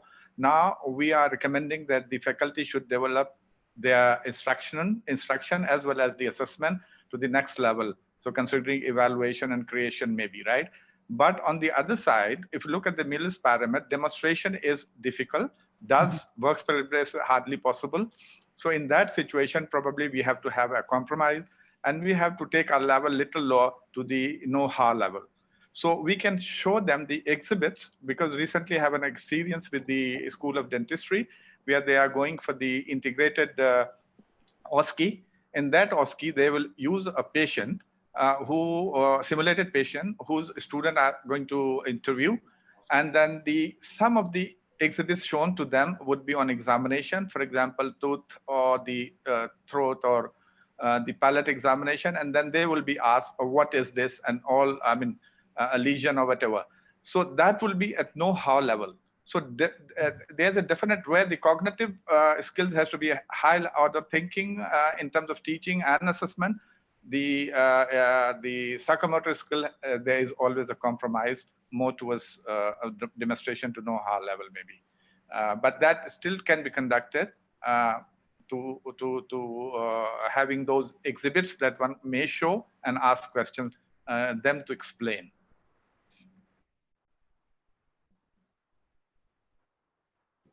Thank you very much, Shahid. That's a nice example. You're right. We have to just keep thinking through the specific problems at the psychomotor end. And as one or two of our commentators have been saying, that it's even okay to think about specific competencies, but what about the whole holistic assessment of a student? So you and I have been talking about show how, that's difficult enough. What about doing? Observing students doing the whole clinical practice in a real setting. And that brings us full circle back to our first talks about how do we see them bringing in ethical thinking, communication in the real world with peers, with teachers, with other team members. And as was also raised in one of the earlier talks about development of professional identity. These are areas that are really suffering at the moment because we've gone to a piecemeal approach to our education because we've had to. Now, I think that we are coming, really, we're running out of time. We're into the end of our extra 15 minutes. And I would like at this point to hand over to Professor Liz Grant, who is the director of Edinburgh's Global Health Academy. Sorry, excuse me, Helen. Mr. Rajesh would like to come in for the Royal College of Surgeons of Edinburgh. And Dr. Rajesh, Mr. Rajesh. Thank you, Ali. It's been fascinating to listen to various people as to how we need to incorporate this platform into assessment. One of the missions of the college is to maintain professional standards. And when we say maintain professional standards, it has to be consistent across the board. Wherever we examine, anywhere in the world, it has to be consistent and it has to be uniform. And we have a benchmark, which is the fellowship of the college. Whether it's physicians, surgeons, anywhere, we are a global benchmark. And to maintain this global benchmark, we've got to make sure that whatever we deliver remains the same as it used to be. If there is any difference, then the people who are going to receive these qualifications are going to be asking the question as to whether they have been compromised due to technology. We've got to take that into consideration. The other thing that I wanted to tell Ali specifically about his virtual consultation, it may well be that we need to ask the patients as well when the COVID crisis is over, whether they are happy to continue with what is the norm presently. Because a lot of them wish to come and see their doctor, and they don't come only to look at your broken bone or your lung cancer or your heart problem. They come to see you as somebody who assesses and reassures them of their health. So we've got to be mindful of that as well. We need to, somebody sent a message here from Gaza saying that we've not only got to use our brain, we also have to use our heart. And I think that will be my last message. Thank you very much. We've got one more comment, a quick comment from Dr. Hassan Zaidi from London and St. George's. So please come in, Dr. Zaidi. Can you hear me? Yes, we can hear you. Yes, please carry on. Answering Ali Mehendi's comment, may I ask Ali, how many orthopedic surgeons now examine a knee? The answer is no. They are only interested in seeing the MRI, that is consultation of orthopedic surgeons. A general surgeon, we get around 5 to 6 minutes to examine a patient. My suggestion to all of you is we want to go back to basics. I was trained by surgeons from Edinburgh and Glasgow, neurosurgeons, who would diagnose a temporal lobe tumor on history alone. Our emphasis should be to the students to actually, narrate case scenarios, a good history. All this can be done. My very good boss from Edinburgh used to tell me, if you do 4 things without sort of, asking, ask the patient to walk. You don't have to go and see it. And you are doing it virtually, as Ali pointed out. So the best thing is we were taught that patients are our Bible. We can never actually, replace that scenario with virtual learning. But Ali, this pandemic is not going to last forever. So don't get disheartened. We'll get the opportunity to teach our students the way we were teaching. And as Professor, Rajesh said, Edinburgh has got a benchmark of fellowship. We have to come to that standard. Okay, thank you. Thank you very much. Liz. Thank you so much. And I just want to say thank you on behalf of the University of Edinburgh Global Health Academy, that these last 4 weeks have been fascinating. They've been tremendous to realise that we're sharing together. And as we're finishing up these webinars, we're really emphasising health is about relationships, is about connection, is about belonging. And the Global Health Academy really stands for that, bringing together people across the globe to share, to learn, to be part of a family together. And it's an honour to be able to co-host these seminars. Thank you to Dr. Saida, and thank you to Ali, Dr. Ali and Helen and Neil for all that you've been doing together. Over to you, Ali. Thank you very much, everybody. Now, before we go, I think it's only fair that I share the results of our latest survey on clinical skills. So we looked at, let me just reduce, can everybody see me clearly? It's on, fantastic. So how did you rate the effectiveness? So we had 73 respondents. So how did the 73 respondents rate the effectiveness of clinical skills teaching delivered through e-learning? The answer is with a bit of ambiguity, neither here nor there. So rating the effectiveness of assessment of clinical skills delivered by e-learning, it was, I would say, again, very ambiguous. Nobody's quite sure looking at this rating. The effectiveness of e-learning against traditional models included in integrated curriculum models, again, nobody's sure, or at least the rating isn't sure. How do you rate the ethics of delivering clinical teaching by e-learning from a patient safety perspective? Entirely uncertain, ambiguous. And how do you rate the ethics of e-learning from a student perspective? It is, again, very ambiguous. So we are in very ambiguous times. Only time will tell how this progresses. And on that note, I'd like to thank all the speakers today. It's a shame, we could have actually had a 4-hour session and would probably still have not answered all the questions. So like I said earlier, we had contributors from one end of the globe on the Pacific Rim, going all the way to the other end of the Pacific, from Canada to the Philippines. And I'd like to thank you all. I mean, each one of you, we've got 188 people presently, and there were at peak 250 people, all of you, for having taken part. There have been people working in the background to make this program successful. One of them has been Professor Shabi Zaidi, and I'd like to invite him to come on camera because he is starting his own set of programs in the near future and would like to introduce one of them. So Professor Zaidi, are you on camera?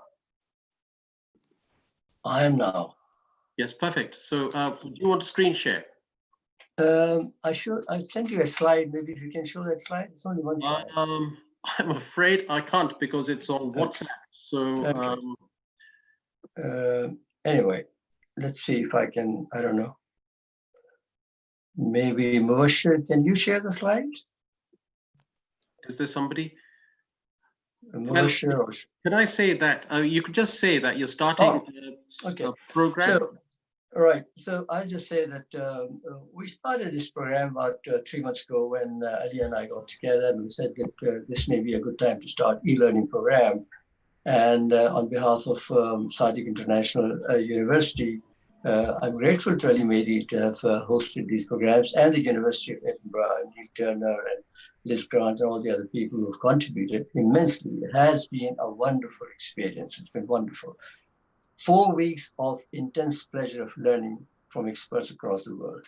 So now that one chapter is over, the second chapter opens, which is Sadiq International University in collaboration with Global Health Academy of Edinburgh. I had a full discussion, about an hour-long discussion this morning with Liz Grant, and we will continue with these series of webinars. We'll also add on a few hands-on workshops, which is what's needed, because knowledge without skills is meaningless, and people have highlighted that's important. Also, Liz was very keen, and I am keen, I've been a student of medical ethics for a long time, that medical humanities, professionalism, and ethics should be included, and probably philosophy of medicine as well.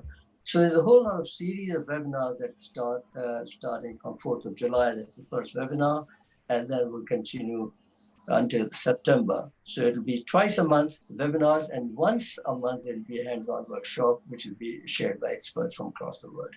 Thank you again, and I'll see you again next week on 4th of July. Thank you. Bye. So I'd like to conclude again with a big thanks to all of you. We hope to be back on behalf of the Global Health Academy for Hippocratics in the near future. Professor Helen Cameron is extremely keen, as I'm sure all of you would be, that we find out where we've progressed, because only time will tell how we've progressed in our journey of providing virtual education for cognitive skills as well as clinical skills. So we will keep you all informed when the next series starts, just so that we can find out what's happening. We'd like to invite lots of contributors from all over the world. All of you who are here would be very interested to hear how you've progressed. As regards the certificates, now I believe there have been some glitches. We have an automated system of sending out certificates. We've had to send over 350 at a time, but now we have a more robust system. We've learned as we've progressed, and so hopefully the certificates of attendance for those of you who've not had them for weeks in the past will be out, but you have to inform us if you've not received your certificate. Some of you would have to go into your spam folders to have a look to see if those certificates are there. But with regards to today's session certificates, we will hopefully have them out very soon, in the next day or so, I would say even. Please do make sure to sign the webinar attendance form, because the certificates are generated through that. I'd like to thank you all. It has been a fascinating 4 weeks, and we'll be back soon. And until then, I wish you the very best of health and keep safe. Thank you. Bye-bye. And before I go, actually, there's a young man over here who's been, please raise your hand, Hussein, who's been a constant presence and has made the show possible. So thank you very much, sitting right next to me. Bye-bye. Bye-bye, everyone. Bye-bye. Thanks, Ali. Thanks, Helen, everyone. Thank you. Thank you. Thanks, everybody. Thank you, everyone. Thanks, Ali. Bye. Bye. Helen, Thank you, everyone. Thank you, everyone. It was really fascinating.